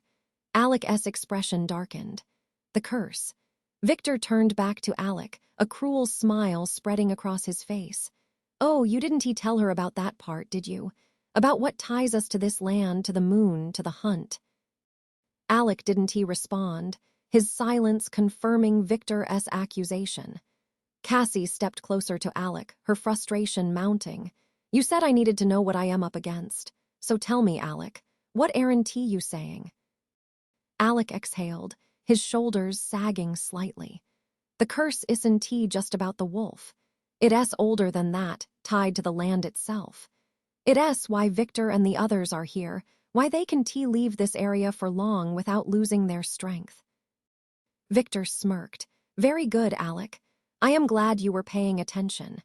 Alec ignored him, continuing, the curse binds us to this land, but it's not just physical. It's spiritual. The wolf isn't just inside us, it's tied to the forest, the moon, the hunt. And the curse, it demands blood. Cassie's stomach turned. What kind of blood? Any, Alec said grimly, but it prefers. Human. Victor's grin widened. Now you understand. We are what we are because we've embraced the truth. The curse is not a burden, it's a gift. It makes us strong, unbreakable. Unbreakable? Alec scoffed. You mean enslaved? You bow to it, Victor. That's not strength. Victor's smile faded, replaced by a snarl. You've always been blind, Alec. But you'll see soon enough. When the full moon rises tomorrow, the curse will remind you where you belong. Cassie's blood ran cold. Tomorrow? Yes, Victor said, his voice dripping with satisfaction. The full moon strengthens the bond, brings the wolf closer to the surface. Even Alec wouldn't be able to resist it for long. Alec's jaw clenched, but he didn't deny it. Cassie stepped forward, her fear replaced by a surge of anger. You think you're so powerful, so untouchable. But Alec's fought you before, and he's still standing. So maybe you should be the one watching your back. Victor chuckled darkly, his gaze sweeping over her with disdain. You bold little human. I'll give you that. But boldness won't save you when the moon rises. With that, he turned, his golden eyes gleaming as he stepped toward the woods. The other wolves followed, their shadows melting into the trees. When they were gone, the silence in the garage was deafening. Cassie turned to Alec, her chest heaving. Tomorrow's the full moon. What does that mean for you? Alec's face was grim, his eyes shadowed with fear. It means I'll be fighting the wolf harder than ever, and if I lose. He trailed off, his fists clenching. You won't lose, Cassie said firmly. We won't let you. Alec shook his head. It's not that simple. The full moon is different, stronger, and if Victor comes for me then. Cassie grabbed his arm, forcing him to meet her gaze. We'll face it, together. Whatever happens, you're not doing this alone. Alec's eyes softened, a flicker of gratitude breaking through the fear. You don't know what you're signing up for, Cassie. She tightened her grip. I don't care, you're worth fighting for. For a moment, neither of them spoke. Then Alec nodded, a faint smile tugging at his lips. All right, but tomorrow, we'll need more than just courage. Cassie stepped back, her determination hardening. Then we'd better start preparing. As the night deepened, the distant howls echoed through the forest, a reminder of the ancient power they were up against. Tomorrow, the full moon would rise, and the real battle would begin. Chapter 12. The Alpha-S bargain. The dawn before the full moon brought a heavy stillness to the air, as if the earth itself was bracing for what was to come. Cassie sat on the workbench in her garage, her hands busy sharpening the edge of a hunting knife Alec had found in a forgotten drawer. The rhythmic scrape of the blade against the whetstone was the only sound, but it wasn't soothing. Alec stood near the open bay doors, watching the woods with the same grim intensity that had become his constant companion. The faint lines of exhaustion on his face made him look older, the weight of his struggles etched into every feature. They'll come tonight, Alec said without turning around. Cassie paused, her fingers tightening around the knife's hilt. And Victor? He'll wait until the moon is at its peak, Alec replied. That's when he's strongest. Cassie set the knife down, her frustration bubbling to the surface. So we just sit here and wait for him to show up. That doesn't sound like a plan, it sounds like suicide. Alec turned, his expression hard. Victor doesn't fight fair. If we try to face him on his terms, we lose. The only chance we have is to lure him into a trap. Cassie raised an eyebrow. And how do we do that? Alec hesitated, then said, "We make him think he already won." The rest of the day passed in a flurry of preparation. Cassie and Alec fortified the garage, turning it into a makeshift fortress. Heavy metal beams reinforced the walls and the windows were covered with thick sheets of plywood. Alec outlined the plan, his voice steady but laced with tension. Victor's strength comes from control. If we can break that, if we can make him doubt his own power, he'll falter. And how do we do that? Cassie asked, gripping her crowbar like a lifeline. Victor thrives on dominance, Alec explained. If I can challenge him, draw his attention, you might have an opening to strike. Cassie frowned. That sounds a lot like a distraction. It is, Alec admitted. Cassie folded her arms. Didn't he like it? What happens if he turns on you? Or if the pack joins in? Alec's jaw tightened. That's a risk we have to take. No, Cassie said firmly. That's a risk you retaking. There has to be another way. Before Alec could respond, a sharp knock echoed through the garage. Both of them froze, their eyes snapping to the door. No one knocks around here, Cassie muttered, grabbing the knife she'd been sharpening. Alec motioned for her to stay back, stepping cautiously toward the door. When he opened it, Cassie's stomach dropped. Lena stood on the threshold, her silver eyes cold and calculating. She was in human form, dressed in a leather jacket and jeans, but there was nothing human about the aura of danger that clung to her. "Evening," Lena said, her voice smooth as ice. "Victor sent me to deliver a message." Alec's body tensed, but he didn't move. "What message?" Lena's gaze flicked to Cassie, her lips curling into a faint smile. "He wants to talk, just you and him. No fighting." "No tricks," Cassie scoffed. "Yeah, because Victor seems like the kind of guy who plays fair." Lena's smile widened. "You have my word. He'll honor the truce." For now, Alec's eyes narrowed. "What's his angle? He's offering a bargain," Lena said. "Your life for hers." She nodded toward Cassie. Cassie's blood turned cold. "Excuse me, he doesn't care about her," Lena continued, her gaze locking with Alec's. "He cares about you, about making an example of you. Surrender yourself to him and she gets to walk away." Alec didn't flinch. "And if I say no?" Lena's smile faded, replaced by a deadly seriousness. "Then the pack comes at sundown and we didn't stop until there's nothing left of this place or her." Cassie stepped forward, anger surging through her. "Tell Victor I am not part of his stupid games. If he wants Alec, he can fight for him, not blackmail him." Lena raised an eyebrow, clearly amused. "Brave." "Stupid, but brave." Cassie tightened her grip on the knife, her heart pounding. "Try me." Alec placed a hand on Cassie's arm, stopping her. "Enough." He turned back to Lena, his voice cold. "Tell Victor I'll be there, but the truce only holds if he keeps his word." Lena tilted her head, studying him. "Fair enough." She turned to leave, then paused, glancing over her shoulder. "You should be stayed with us, Alec. The pack would be protected you, but now you just pray." As she disappeared into the woods, Cassie turned to Alec, her chest tight with anger and fear.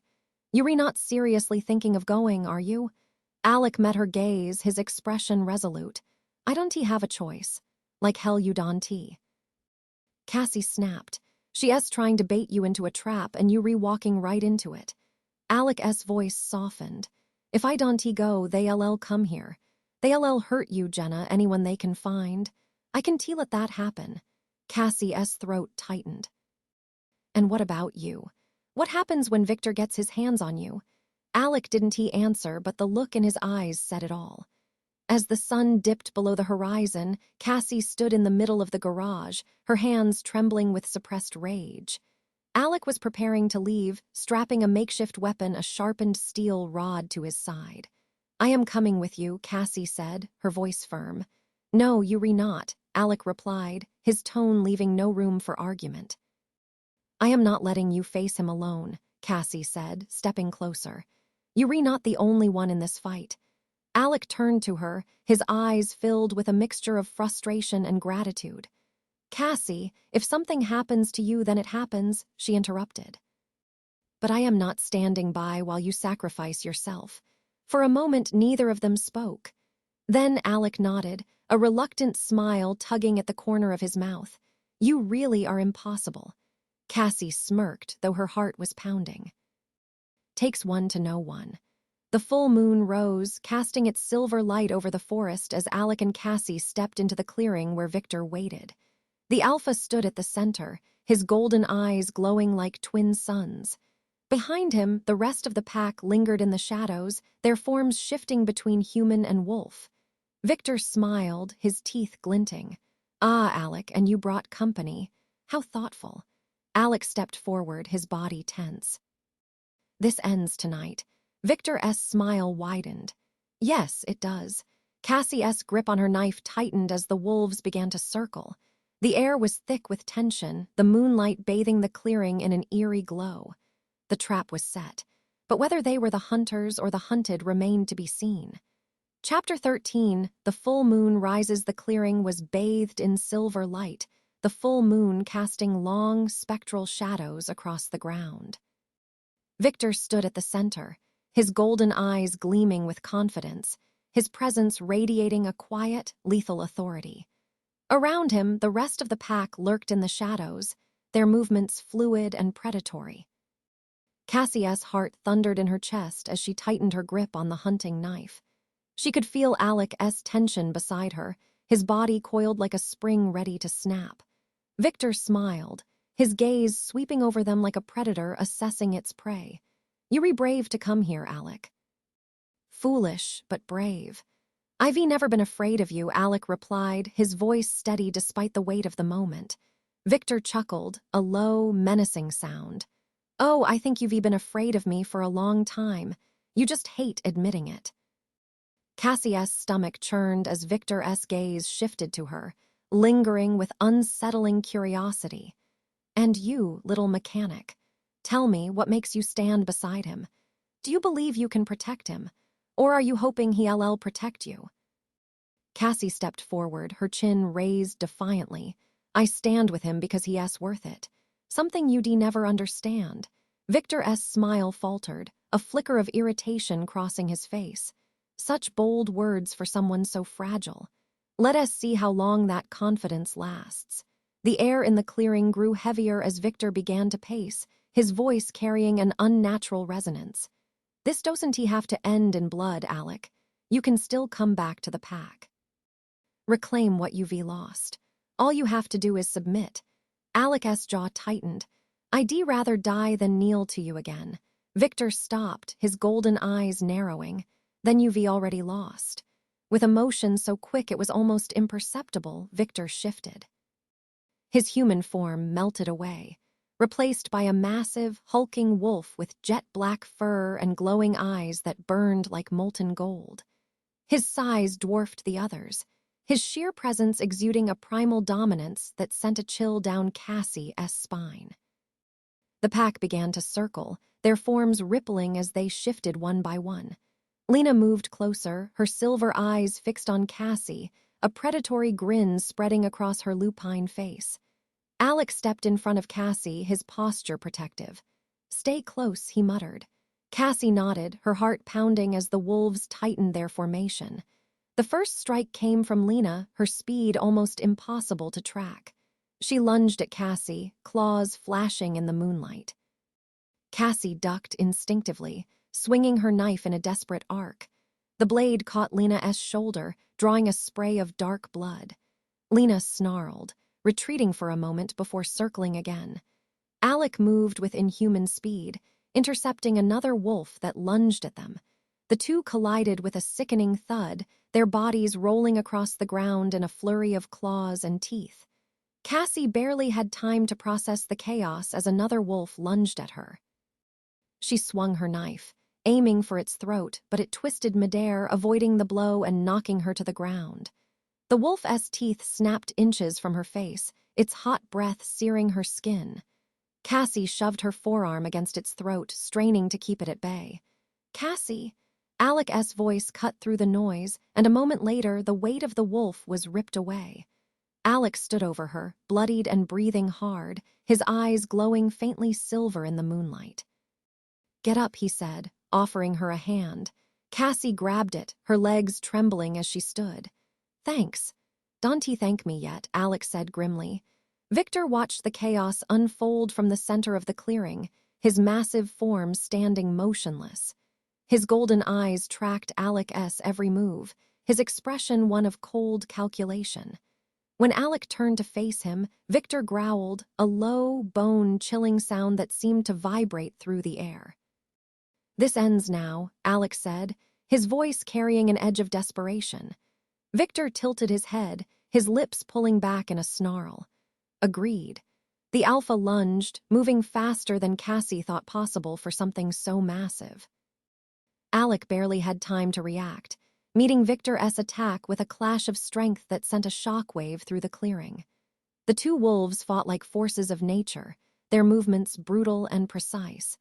Victor's strength was overwhelming, each strike forcing Alec to give ground. But Alec didn't falter, his determination blazing in his glowing silver eyes. Cassie wanted to help, but Lena and the others closed in, forcing her to focus on her own survival. She swung her knife in wide arcs, keeping the wolves at bay, but her arms were growing tired, and she knew she couldn't hold them off forever. Alec let out a pained snarl as Victor slammed him into the ground, his claws raking across Alec's chest. Blood stained the snow, and Cassie's heart clenched. "Alec!" she screamed, her voice breaking. Victor turned his golden gaze on her, a cruel smile spreading across his lupine face. "He's not strong enough, none of you are." Something snapped inside Cassie. She gripped the knife tighter and stepped forward, her fear replaced by a surge of defiance. "Hey, Victor," she shouted, her voice cutting through the noise. The Alpha turned to her, his eyes narrowing. "Why don't you pick on someone who doesn't have claws?" she taunted. Victor growled, his massive body turning toward her. "Cassie, no," Alec shouted, but it was too late. Victor lunged. Cassie braced herself, her heart hammering in her chest. But as Victor closed the distance, Alec threw himself into the Alpha's path, intercepting the attack with a force that shook the ground. The two wolves tumbled across the clearing, their snarls echoing through the night. Cassie scrambled to her feet, her mind racing. She couldn't just stand by and watch. There had to be a way to end this. Her gaze flicked to the moon, full and brilliant in the sky, its light bathing the clearing in a surreal glow. Then her eyes landed on Victor's wolves, their movements hesitant as they watched the fight. And suddenly she had an idea. "Stay focused on him, Alec," she whispered, gripping her knife and stepping into the fray. She wasn't about to let the pack's reign of terror go unchallenged. Tonight, the wolves weren't the only hunters in the woods. Chapter 14 hunted the fight between Alec and Victor raged on, their snarls and the clash of claws filling the clearing. Snow churned beneath their feet as they wrestled, the ground stained with blood and moonlight. Alec's strength was formidable, but Victor's sheer size and power made every blow feel like the rumble of an oncoming storm. Cassie darted between the circling wolves, her hunting knife gleaming in her grip. The pack watched her warily, their silver eyes glinting with a mix of hunger and uncertainty. She knew they were holding back, waiting for Victor's command. She didn't plan to give him the chance. Cassie's plan was half-formed, driven more by instinct than strategy. The pack was bound to Victor's strength, his dominance held them in line. If she could disrupt that, throw them off balance, maybe they would hesitate long enough for Alec to get the upper hand. The key was Lena. Cassie's gaze locked onto her, the beta prowling just at the edge of the fray. Lena's silver eyes gleamed as she met Cassie's stare, her lips pulling back into a vicious grin. "Looking for me, little mechanic," Lena taunted, her voice low and mocking. "Yeah," Cassie shot back, gripping her knife tighter. "Thought I'd take the Alpha's lapdog for a spin." Lena snarled, her body shifting in an instant. Her human form gave way to the sleek, dangerous shape of a wolf, muscles rippling beneath midnight black fur. She lunged at Cassie, her movements too fast to follow. Cassie barely had time to react, throwing herself to the side as Lena's claws raked the air where she'd been standing. She hit the ground hard, rolling to her feet just as Lena came at her again. This time Cassie was ready. She swung the knife in a sharp arc, catching Lena's flank. The blade bit into flesh and Lena yelped, retreating a few steps. "UV got teeth," Lena said, her voice guttural even in wolf form. "But no bite." "Keep talking," Cassie shot back, circling her. Lena lunged again, and this time Cassie didn't back down. She sidestepped the attack, driving her knife into Lena's shoulder as the wolf passed. Blood sprayed across the snow, and Lena snarled, spinning to face her with murderous intent. Meanwhile, Alec and Victor's battle reached a fever pitch. Alec's strikes were growing slower, his movements more labored as exhaustion set in.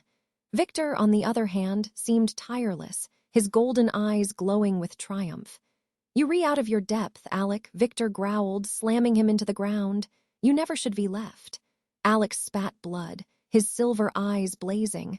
"I left because I saw you for what you really are, a coward hiding behind the curse." Victor snarled, his massive paw pinning Alec to the ground. "You re nothing without me."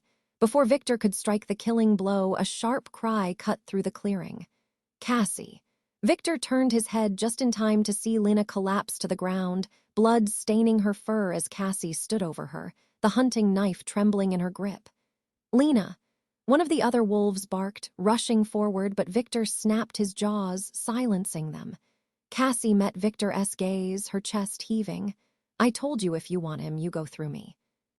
Victor's golden eyes narrowed, his snarl deepening. He released Alec, stepping toward her with deliberate, menacing steps. "You think you've won something, little human?" Victor said, his voice a low growl. "All you've done is seal your fate." Cassie didn't flinch, though every instinct screamed at her to run. "Maybe, but you're not as untouchable as you think." Victor's lips curled back in a feral grin, and he lunged. What happened next was a blur. As Victor charged, Alec roared, throwing himself between them with every ounce of strength he had left. Their bodies collided with bone-crushing force, sending shockwaves through the clearing. Cassie staggered back, her ears ringing as the wolves watching from the shadows began to stir, their loyalty to Victor wavering.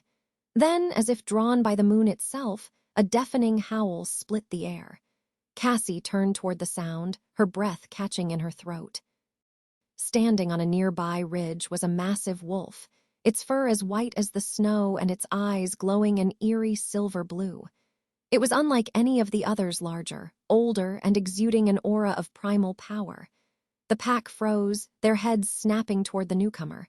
Even Victor hesitated, his golden eyes narrowing. "What is this?" Victor growled. Alec, bloodied but still standing, looked up at the white wolf, his expression one of awe and fear. "The firstborn," he whispered. Cassie didn't understand, but she didn't need to. The arrival of the white wolf had changed everything. Victor growled, turning back to Alec. "This changes nothing." But Alec's strength surged, as if the presence of the firstborn had reignited his resolve. He lunged at Victor with a ferocity Cassie had never seen, driving the alpha back step by step. The pack began to break apart, their hesitation growing as Alec gained the upper hand. The sight of their alpha faltering was enough to shatter the bond of fear that had held them in line. Cassie seized the opportunity, darting toward Alec and Victor. She wasn't sure what she could do, but she wasn't about to stand idly by. Victor roared, his golden eyes blazing as he struck Alec with a brutal swipe of his claws. Alec staggered but didn't fall, his own eyes burning with defiance. "Not today," Alec growled, his voice rough but unyielding. Cassie leapt forward, her knife flashing in the moonlight.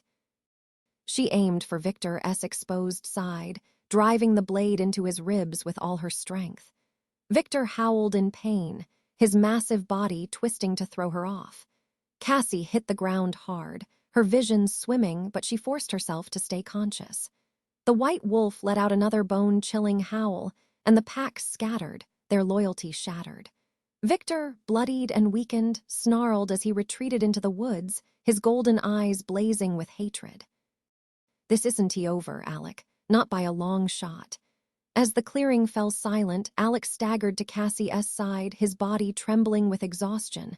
"Are you okay?" he asked, his voice raw. Cassie nodded, though her entire body ached. "Yeah, you." Alec managed a weak smile. "I've been worse." The white wolf stood on the ridge for a moment longer, its piercing eyes locking with Alec S. before it turned and disappeared into the forest. What was that? Cassie asked, her voice barely above a whisper. The firstborn, Alec said, his tone reverent. The original wolf. The source of the curse. Cassie's stomach turned. What does it want? Alec's expression darkened. I didn't know, but we haven't seen the last of it. As they limped back toward the garage, the realization settled over Cassie like a heavy weight. The battle was over. But the war had only just begun. Chapter 15. The heart of the forest. Cassie and Alec returned to the garage under the pale light of the fading moon. The night had taken its toll. Alec's movements were labored, his shirt torn and bloodied, while Cassie's body ached with every step, her mind reeling from the events of the battle. As they stepped inside, Cassie set her crowbar and knife on the workbench and turned to Alec. You need to rest. Alec shook his head, leaning heavily against the wall. I'll heal. Not if you keep pushing yourself, Cassie argued, her voice sharper than she intended. Alec sighed, his silver eyes softening. IV had worse. That's not the point, Cassie shot back, grabbing the first aid kit from the shelf. She set it on the workbench and gestured for him to sit. Just let me help, okay? Alec hesitated, then relented, dropping onto the edge of a stool with a quiet groan. Cassie worked silently, cleaning the claw marks across his chest and arms. The wounds were deep but already beginning to close, the supernatural speed of his healing evident. Still, the sight of his blood made her stomach twist. I didn't get it, Cassie said after a while. Why did the pack scatter? They were so loyal to Victor. Alec winced as she pressed a disinfectant-soaked cloth against a gash on his shoulder. Loyalty only goes so far when fear is what binds them. When Victor faltered, their faith in him crumbled. Wolves didn't follow weakness. And the white wolf? Cassie asked. The firstborn. Why did it show up? Alec was quiet for a moment, his gaze distant. The firstborn doesn't interfere unless it has to. Its presence means something changed, something bigger than Victor's power plays. Like what? I didn't know, Alec admitted, his voice heavy with uncertainty. But if the firstborn's watching us, it's not over. Not by a long shot. Cassie nodded, though the weight of his words settled like a stone in her chest.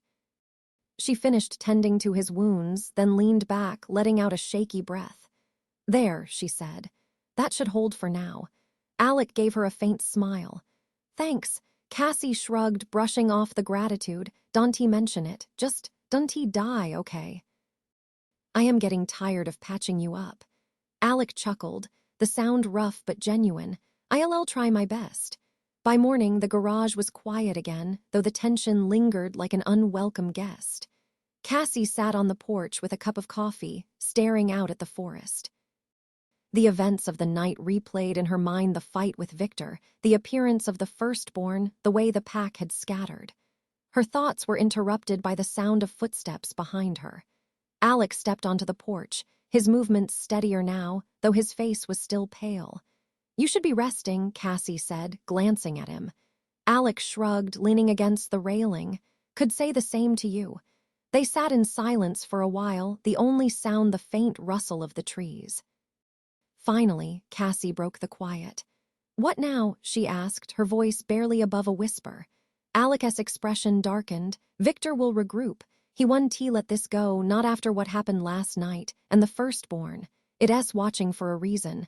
We need to figure out what it wants. Cassie frowned. How do we do that? It's not like we can just call it up and ask. There's a place, Alec said slowly, as if weighing his words.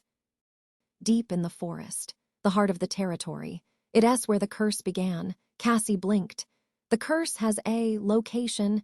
It's not just a place, Alec said. It's a connection, a point where the power of the firstborn is strongest. If we go there, we might find answers. Cassie's pulse quickened. And what happens if Victor's already heading there? Alec's jaw tightened. Then we'd better get there first. The journey into the heart of the forest was grueling. The terrain grew more rugged as they went, the trees taller and older, their twisted roots forming natural obstacles. The air grew colder, heavier, as if the forest itself was warning them to turn back. Are we close? Cassie asked, her breath visible in the chill. Close enough to feel it, Alec replied, his voice low. Cassie shivered, though she wasn't sure if it was from the cold or the oppressive energy pressing in around them. Finally, they emerged into a clearing unlike anything Cassie had ever seen. The ground was covered in moss that glowed faintly in the dim light, and a massive tree stood at the center, its roots sprawling like the veins of the earth. The air buzzed with a strange electric energy that made Cassie's skin prickle. "This is it," Alec said, his voice reverent. Cassie stepped forward, her gaze fixed on the tree. "What do we do now?" Alec didn't answer right away. He approached the tree, placing a hand against its rough bark. His expression shifted, his eyes distant as if he were listening to something only he could hear. "The curse was born here," he said finally. "The firstborn's power is tied to this place. It's why Victor won to leave this territory, he draws strength from it." Cassie frowned. "So if we break the curse, we break Victor." "It's not that simple," Alec said. "The curse isn't just in the land, it's in us. In every werewolf." "Then how do we stop it?" Before Alec could answer, a low growl echoed through the clearing. Cassie spun, her heart racing as Victor emerged from the shadows, his golden eyes blazing. "You shouldn't have come here," Victor snarled, his voice reverberating with fury. "This place is mine." Alec stepped in front of Cassie, his body tense. "You're wrong, Victor. This place belongs to the firstborn." Victor's lips curled back in a feral grin. "Then let us see who it favors." As Victor lunged, the air around the clearing seemed to hum, the power of the heart of the forest awakening. Cassie gripped her knife, her pulse pounding as the final battle began. Chapter 16, The Alpha's Wrath. Victor's massive form moved like a shadow given substance, his golden eyes burning with fury. The ground beneath him trembled with each step, as though the forest itself responded to his power. Alec stepped forward to meet him, his body tense, every muscle ready to spring into action. The moonlight filtering through the ancient trees illuminated his silver eyes, their glow defiant. "Stay back," Alec said over his shoulder, his voice sharp and commanding. Cassie ignored him, gripping her knife tightly. "Not a chance." Victor's snarl cut through the clearing. "You should be stayed in your little human world," he growled, his voice laced with contempt. "This is where gods and monsters fight, girl. And you don't belong." "Funny," Cassie shot back, her voice steady despite the fear twisting in her chest. "You don't look much like a god to me." Victor lunged, his massive body hurtling toward Alec. The force of his attack was like a thunderclap, the collision shaking the ground. Alec met him head-on, their bodies colliding in a blur of claws, fangs, and raw power. The battle was primal, a dance of violence that moved with terrifying speed. Victor's strikes were relentless, each one meant to overpower and dominate, while Alec fought with calculated precision, his movements defensive but deliberate. Cassie circled the edge of the clearing, her heart pounding as she searched for an opening. She knew she couldn't take Victor head-on, but she could be a distraction, a chance for Alec to find an advantage. The air around them crackled with energy, the power of the heart of the forest awakening with every blow exchanged. Victor slammed Alec into the ground with a bone-rattling thud, his claws raking across Alec's side. Alec let out a pained snarl but rolled away before Victor could strike again. "You're weaker than I remember," Victor sneered, his golden eyes gleaming. "The bond you severed took more from you than you'll admit." Alec staggered to his feet, blood staining his clothes. "Maybe, but I'd rather be weak than chained to you." Victor growled, lunging again, but this time Alec was ready. He sidestepped the attack, delivering a powerful blow to Victor's ribs that sent the alpha stumbling. "Not bad," Victor snarled, recovering quickly. But not enough. Cassie's eyes darted to the ancient tree at the center of the clearing, its roots sprawling like a spiderweb of power. Alec had said the curse was tied to the heart of the forest. If that was true, maybe the key to stopping Victor wasn't in brute strength, but in breaking the very foundation of his power. Her pulse quickened as an idea began to form. "Alec," she shouted, her voice cutting through the chaos. Alec glanced at her, his silver eyes flashing with determination. "What is it, the tree?" she yelled, pointing. The cursed S connected to the tree. Victor S. head snapped toward her, a snarl ripping from his throat. "Stay away from it." The venom in his voice only confirmed her theory. Without waiting for Alec S. approval, Cassie sprinted toward the tree, weaving between the massive roots. The air around it was thick, electric, the energy almost suffocating. "Cassie, no," Alec shouted, but he was forced to block another of Victor S. attacks. Cassie reached the base of the tree, her knife trembling in her hand as she looked up at its gnarled, ancient trunk. The air felt alive, pulsing with the heartbeat of the forest. "What do I do?" she whispered, her voice barely audible over the sound of the battle. Her fingers brushed the bark, and a surge of power coursed through her, making her gasp. Visions flooded her mind, images of wolves, their forms shifting under the moonlight, their eyes filled with both power and pain. She saw the firstborn, its white fur glowing as it stood beneath this very tree, and she felt the weight of its sorrow. The curse wasn't just a punishment. It was a prison.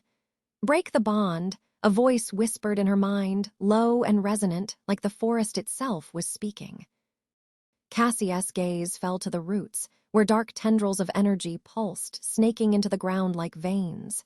She raised her knife, aiming for the largest root. Victor roared, his golden eyes blazing. "Don't you dare." He lunged toward her, but Alec intercepted him, slamming into the alpha with every ounce of strength he had left. "Cassie, do it," Alec shouted. Cassie gritted her teeth, her heart racing as she drove the blade into the root. The energy around her erupted, a surge of power that sent her sprawling backward. The ground shook, and a deafening howl echoed through the forest. The roots pulsed violently, the tendrils of energy snapping and recoiling like wounded snakes. Victor let out a pained roar, his body convulsing as the power of the heart of the forest turned against him. His golden eyes flickered, the glow dimming as he staggered back. "No," he growled, his voice filled with desperation. "You don't know what you've done." The forest seemed to come alive, the trees creaking and groaning as the energy dissipated. The curse, once bound to the land, was unraveling. Victor fell to his knees, his form flickering between wolf and human. Alec stood over him, bloodied but triumphant, his silver eyes filled with grim resolve. "It's over, Victor," Alec said, his voice steady. Victor looked up at him, his golden eyes dull. "You think you've won," he rasped. "The firstborn doesn't grant freedom. It demands sacrifice." Alec's expression darkened, but before he could respond, Victor collapsed, his body dissolving into ash that scattered on the wind. The clearing fell silent, the oppressive energy lifting. Cassie sat on the ground, her knife still in hand, her body trembling from the effort. Alec approached her, his movements slow and careful. "You okay?" Cassie nodded, though her voice shook. What just happened?" Alec glanced at the tree, its roots still glowing faintly. "You broke the bond. The curse is weakening, but Victor was right, this isn't over." "What did he mean by sacrifice?" Cassie asked, her stomach twisting. Alec's silver eyes met hers, the weight of the question hanging between them. "I don't know," he said quietly, "but we're going to find out." As the first rays of dawn broke through the trees, Cassie and Alec stood together, the enormity of what they had done settling over them. The curse was breaking, but at what cost? Chapter 17, Sacrifice Under the Moonlight. The breaking dawn cast pale light over the clearing, but its warmth couldn't touch the chills settling over Cassie. She leaned against the ancient tree, its once pulsing energy now subdued, its roots eerily quiet. The forest itself seemed to hold its breath, as if bracing for the consequences of what had just transpired. Alec stood nearby, blood drying on his torn shirt, his silver eyes fixed on the horizon. He hadn't spoken much since Victor's final words echoed through the clearing. "The firstborn doesn't grant freedom. It demands sacrifice." "What do we do now?" Cassie asked, her voice breaking the uneasy silence. Alec turned to her, his jaw tight. "We figure out what Victor meant. If the curse is tied to this place and the firstborn, then we have to understand its rules. Otherwise, we might be just made things worse. Cassie frowned. How could breaking the curse make things worse? Alec ran a hand through his disheveled hair, his movements slow and deliberate. The curse wasn't just a punishment, it was a balance. Something bound the firstborn to this land, to the wolves. If we broke that balance. He trailed off, his gaze distant. Cassie pushed herself off the tree, her frustration bubbling to the surface. So what? We let Victor keep terrorizing everyone. Let the curse keep ruining lives. Alec shook his head. No, but breaking it might have unleashed something else. Before Cassie could argue, a low growl rumbled from the shadows of the forest. She froze, her grip tightening around the knife still clutched in her hand. Alec stepped in front of her, his body tense, his silver eyes scanning the tree line. The growl came again, followed by the sound of heavy footsteps. Slowly, the figure of the firstborn emerged, its massive form glowing faintly in the dim light of the clearing. Its fur was as white as freshly fallen snow, and its eyes glowed with a strange, otherworldly intensity. Cassie's breath caught in her throat. Standing before them was not just a wolf, but something ancient, something beyond comprehension. "Alec," she whispered, her voice trembling. "I know," Alec said quietly, his gaze locked on the firstborn. "Don't move." The firstborn approached slowly, its movements graceful yet deliberate. It stopped a few feet away, its piercing eyes shifting between Alec and Cassie. "It's watching us," Cassie said, her voice barely audible. "It's deciding," Alec replied, his voice steady but laced with tension. "Deciding what?" Alec didn't answer. He didn't have to. The firstborn tilted its massive head, its eyes locking onto Cassie. She felt the weight of its gaze, like 1,000 unspoken words pressing into her mind. Then, to her shock, it spoke not aloud, but in a voice that resonated within her very soul. "You have severed the bond," the firstborn said, its voice deep and resonant, echoing with the power of the forest itself. "But balance must be restored." Cassie's heart pounded. What does that mean? What balance? The curse binds the wolf to the land, to the moon, to the hunt. Without it, the wolf is untethered. Chaos will follow. Alec stepped forward, his voice steady. "We didn't come here to unleash chaos. We came to stop Victor, to end his reign of terror." The firstborn's glowing eyes shifted to him. "Victor was the symptom, not the cause. The curse is not mine alone. It is the bond between human and beast. It cannot be undone without cost." Cassie swallowed hard, her hands trembling. "What kind of cost?" The firstborn's gaze softened, almost sad. "A sacrifice. The bond must be reformed, or the wolf will consume the man. You have disrupted the balance. One of you must restore it." The clearing grew deathly silent. Cassie's mind raced as the weight of the firstborn's words settled over her. "Alec, this is why Victor said it wasn't over." He knew. Alec's expression darkened. Of course he did. Victor always played the long game. "Doesn't he matter now?" Cassie said, stepping closer to Alec. "We can figure this out. There has to be another way." The firstborn lowered its head, its voice heavy with finality. "There is no other way. One must take the curse willingly, bind themselves to the forest, the moon, and the hunt. Only then will the balance be restored." Cassie shook her head, her voice rising with desperation. "That's not fair. We didn't ask for this." The firstborn's gaze held hers, unyielding. "The choice must be made, or the curse will spread beyond the forest, consuming all it touches." Alec turned to Cassie, his silver eyes filled with pain. "It has to be me." Cassie's chest tightened. "No, no way. I am already part of this," Alec said firmly. "I've been living with this curse for years. If someone has to bear it, it should be me." "No," Cassie said again, tears pricking at her eyes. "You've already sacrificed so much. You deserve a chance to be free." "And you don't?" Alec asked, his voice breaking. Cassie stepped closer, her hand brushing against his. "Alec, please. We'll find another way."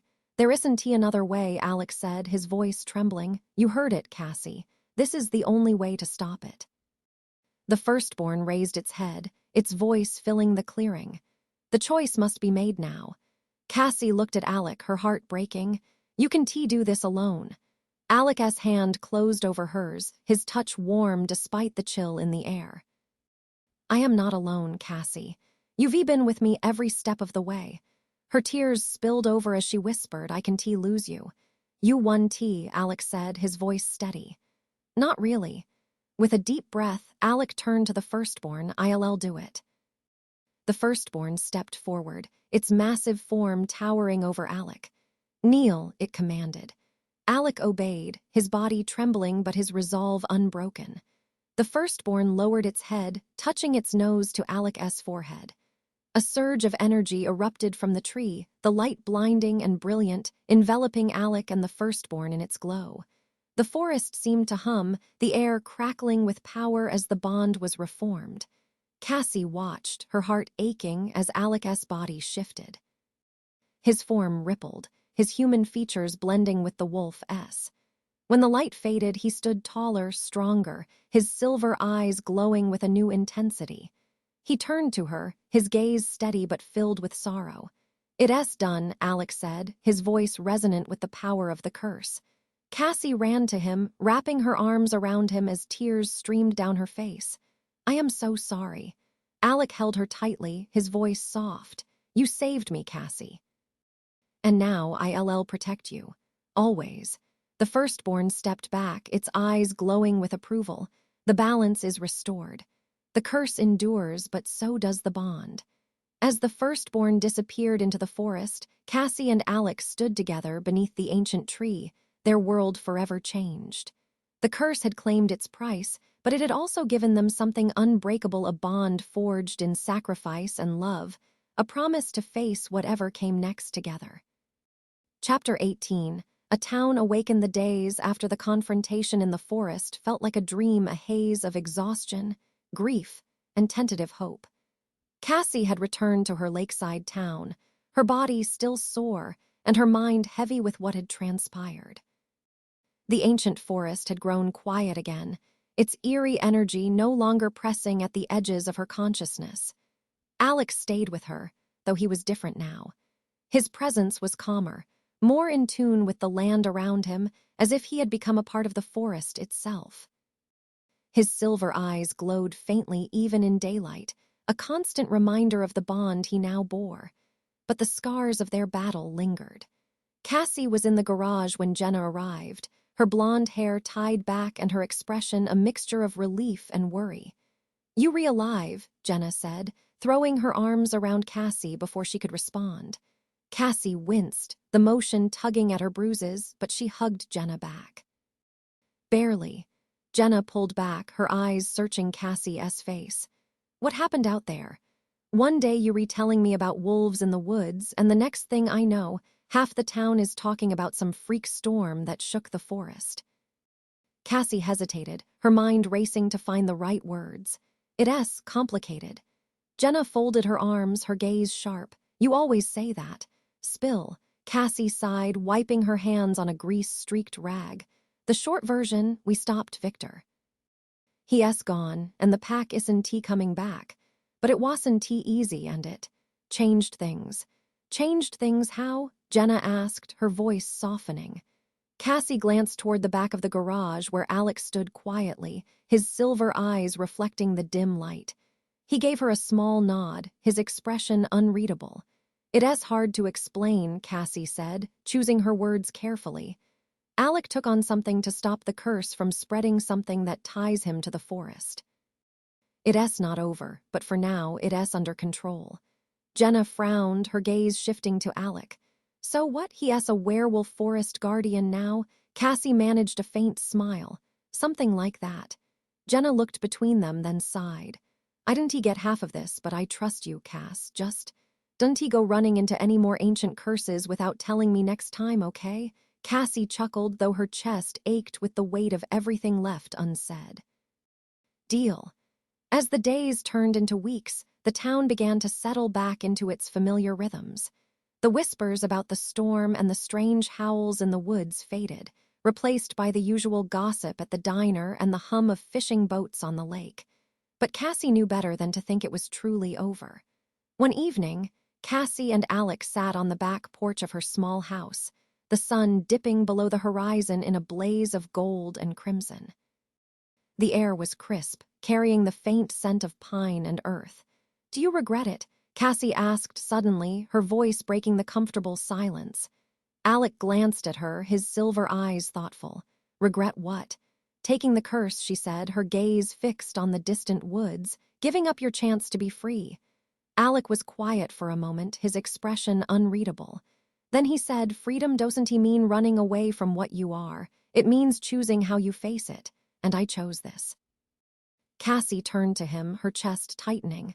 "But you didn't have to do it alone." "I wasn't alone," Alec said, his voice gentle. "You were there. You've been with me every step of the way. That's what made it worth it." Cassie looked away, blinking back tears. "It doesn't feel like enough. You deserve more than this." Alec reached out, his hand covering hers. "I have more. I have you." That night, as the moon rose over the forest, Alec stood at the edge of the trees, his silhouette outlined in silver light. Cassie watched from the porch, her heart aching as she saw him shift, his human form melting into the sleek, powerful shape of a wolf. His silver eyes met hers for a moment, a silent promise passing between them. Then he turned and disappeared into the woods, his presence blending with the ancient rhythm of the forest. Cassie stayed on the porch long after he was gone, the cool night air wrapping around her. She knew this wasn't the end of their story, it was just the beginning of a new chapter, one filled with challenges she couldn't yet imagine. But she also knew they would face it together, bound by a bond that was unbreakable. For now, that was enough. Chapter 19, The Wolf and the Mechanic. Cassie woke to the sound of rain tapping against her bedroom window. The weather had turned overnight, and a cold drizzle now blanketed the town, giving the morning an almost dreamlike quality. She sat up, rubbing her eyes, and glanced toward the forest through the fogged glass. Alec had been gone since the night before, patrolling the woods as he now did most nights. Since taking on the curse, his connection to the land had deepened, and though he didn't talk about it much, Cassie could see how it weighed on him. She dressed quickly, pulling on her worn jeans and a thick flannel shirt. The garage was calling, but first she needed coffee and answers. The bell above the diner's door jingled as Cassie stepped inside. The warmth of the place enveloped her, the smell of fresh coffee and frying bacon a welcome distraction from the chill outside. Jenna was already there, sitting in their usual booth by the window, a steaming mug in hand. "You re-up early," Cassie said, sliding into the seat across from her. Jenna shrugged, a wry smile tugging at her lips. "Could say the same about you." "How Wolf boy?" Cassie rolled her eyes but couldn't suppress a small smile. Adjusting. Jenna's gaze softened. "And you?" Cassie hesitated, her fingers tracing the edge of the menu. "I am fine. It's just hard, you know. He's out there every night and I am here, waiting, wondering if he'll come back." Jenna reached across the table, squeezing her hand. "He always comes back, Cass, you know that." Cassie nodded, though the knot in her chest didn't loosen. "Yeah, I know." By midday, Cassie was back at the garage, lost in the familiar rhythm of work. The steady hum of the air compressor and the clang of tools against metal were soothing, grounding her in a way nothing else could. She was halfway through replacing the brakes on an old pickup when the door creaked open. "You know," Alex said, leaning against the frame, "most people take days off." Cassie glanced up, her heart doing a little flip at the sight of him. His clothes were damp from the rain, his dark hair sticking to his forehead, but his silver eyes were as sharp as ever. "Most people don't have half the town's junkers to fix," she replied, standing and wiping her hands on a rag. Alex smirked, stepping inside and shaking the rain from his jacket. "Fair enough." Cassie set the rag aside, crossing her arms. "You look like hell." "Thanks," Alex said with a faint grin. "That's exactly what I needed to hear." She stepped closer, her gaze softening. "I mean it. You've been pushing yourself too hard." Alex shrugged, his eyes flicking toward the woods visible through the open bay doors. "The forest doesn't sleep, Cassie. Neither can I." Cassie frowned, reaching out to place a hand on his arm. "You don't have to do it all alone." He met her gaze, his expression serious. "I am not alone. I have you." As the day wore on, the rain cleared, leaving the air crisp and clean. Cassie and Alex sat on the tailgate of an old truck behind the garage, watching the sunset paint the sky in hues of orange and pink. "You ever think about what's next?" Cassie asked, breaking the comfortable silence. Alec tilted his head, his silver eyes thoughtful. "Next for what? For us. For this town. For everything." Alec leaned back, his hands braced against the tailgate. "I think about it all the time. The curse isn't gone, Cassie. It has changed, but it is still here. I have to figure out what that means, how to keep it from hurting anyone else. And what about you?" she pressed. "What do you want?" Alec was quiet for a moment, the weight of the question hanging between them. Finally, he said, "I want to protect what matters. You, this town, the people in it. I can change what I am now, but I can choose how I use it." Cassie nodded, her chest tightening. "And what if it is too much? What if you need more than me and a broken-down garage to keep you grounded?" Alex smiled, his eyes warm. "Then I'll keep coming back here, to you, because this is where I belong." Cassie looked away, blinking back tears. "You're too good at this whole heartfelt speech thing, you know that?" Alec chuckled, his voice low and soft. "Comes with the curse, I guess." That night, as the moon rose, Cassie stood at the edge of the forest, watching Alec disappear into the trees. He didn't say where he was going or what he might face, but she knew he would return. She stayed there long after he was gone, the cool night air wrapping around her like a promise. Whatever lay ahead, wolves, curses, or something even more dangerous, they would face it together. For now, that was enough. Chapter 20, a new beginning. The morning dawned with a golden light that filtered through the trees, scattering patterns across the floor of Cassie's small kitchen. She stood by the counter, nursing a steaming mug of coffee, her gaze flicking to the forest outside. Alec had returned just before sunrise, slipping into the house quietly as he always did after his nightly patrols. He was resting now, his breathing even and his face peaceful for the first time in days. Cassie couldn't shake the feeling that something had shifted not just in their lives, but in the town itself. The forest seemed quieter, the oppressive tension that had hung over it since Victor's reign now replaced with something subtler, more patient. She set her mug down and turned toward the door as a knock echoed through the house. Jenna stood on the porch, holding a basket of muffins and wearing her usual combination of curiosity and mild concern. "You becoming a regular visitor," Cassie said with a smile, stepping aside to let her in. "Someone has to check on you," Jenna replied, setting the basket on the counter. "And I bring baked goods. That's practically a friendship contract." Cassie chuckled, leaning against the counter. "I am fine, Jenna, really." Jenna gave her a pointed look. "Sure you are, and Alec, you both look like you've been through a war." Cassie hesitated, her gaze shifting to the hallway where Alec was still resting. "We've been through something, but we refiguring it out." Jenna studied her for a moment, then nodded. "Good, because this town needs you, Cass, more than you realize." Cassie blinked. "What do you mean? Since the storm, things have been different," Jenna said, lowering her voice. "People are noticing the changes in the forest. The hunters say it feels alive, like it's watching them. And you know how the old-timers are they re-talking about how the woods haven't been this quiet in decades." Cassie frowned. "Quiet's supposed to be a good thing, right?" Jenna shrugged. "Maybe. But quiet in this town usually means something waiting." Alec emerged later that morning, his movements slower than usual but steady. Cassie handed him a plate of toast, and he gave her a grateful nod before sitting at the small kitchen table. "You two planning to explain what happened out there?" Jenna asked, her arms crossed as she leaned against the counter. Alec glanced at Cassie, then back at Jenna. "You wouldn't believe half of it." "Try me," Jenna said, raising an eyebrow. Alec sighed, setting down his toast. "Victor's gone, and the pack is broken, but the curse what tied the wolves to the land is still here." "It's different now, but it didn't disappear." Jenna frowned. "Different how? I am its anchor," Alec said quietly. Jenna's eyes widened. "Wait, what? You saying you what, the forest's guardian now?" "Something like that," Alec said. "The balance needed to be restored, and this was the price." Jenna shook her head, her expression a mixture of awe and disbelief. "And you okay with that?" Alec's gaze softened as he looked at Cassie. It's not about being okay with it. It's about doing what's necessary. Over the following weeks, the town began to adjust, though the undercurrent of change lingered in every conversation. Hunters whispered about glimpses of white fur deep in the woods, while hikers spoke of strange trails that seemed to vanish into nothingness. Cassie and Alec found their own rhythm amidst the quiet upheaval.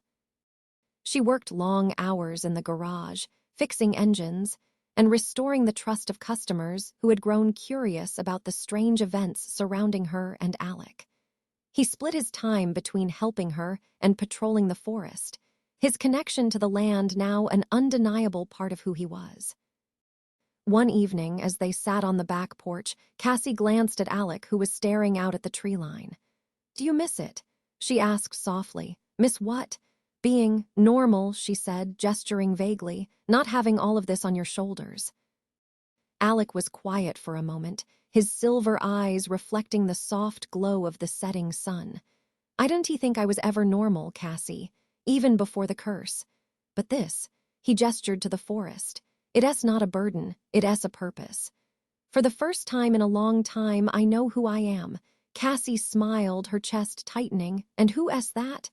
Alec turned to her, his expression warm, "Someone who's not going anywhere." The night of the next full moon, Cassie found herself standing at the edge of the forest, watching as Alec disappeared into the trees.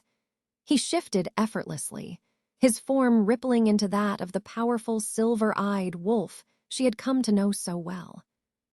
This time, though, there was no fear in her heart. As the howl echoed through the woods, Cassie smiled.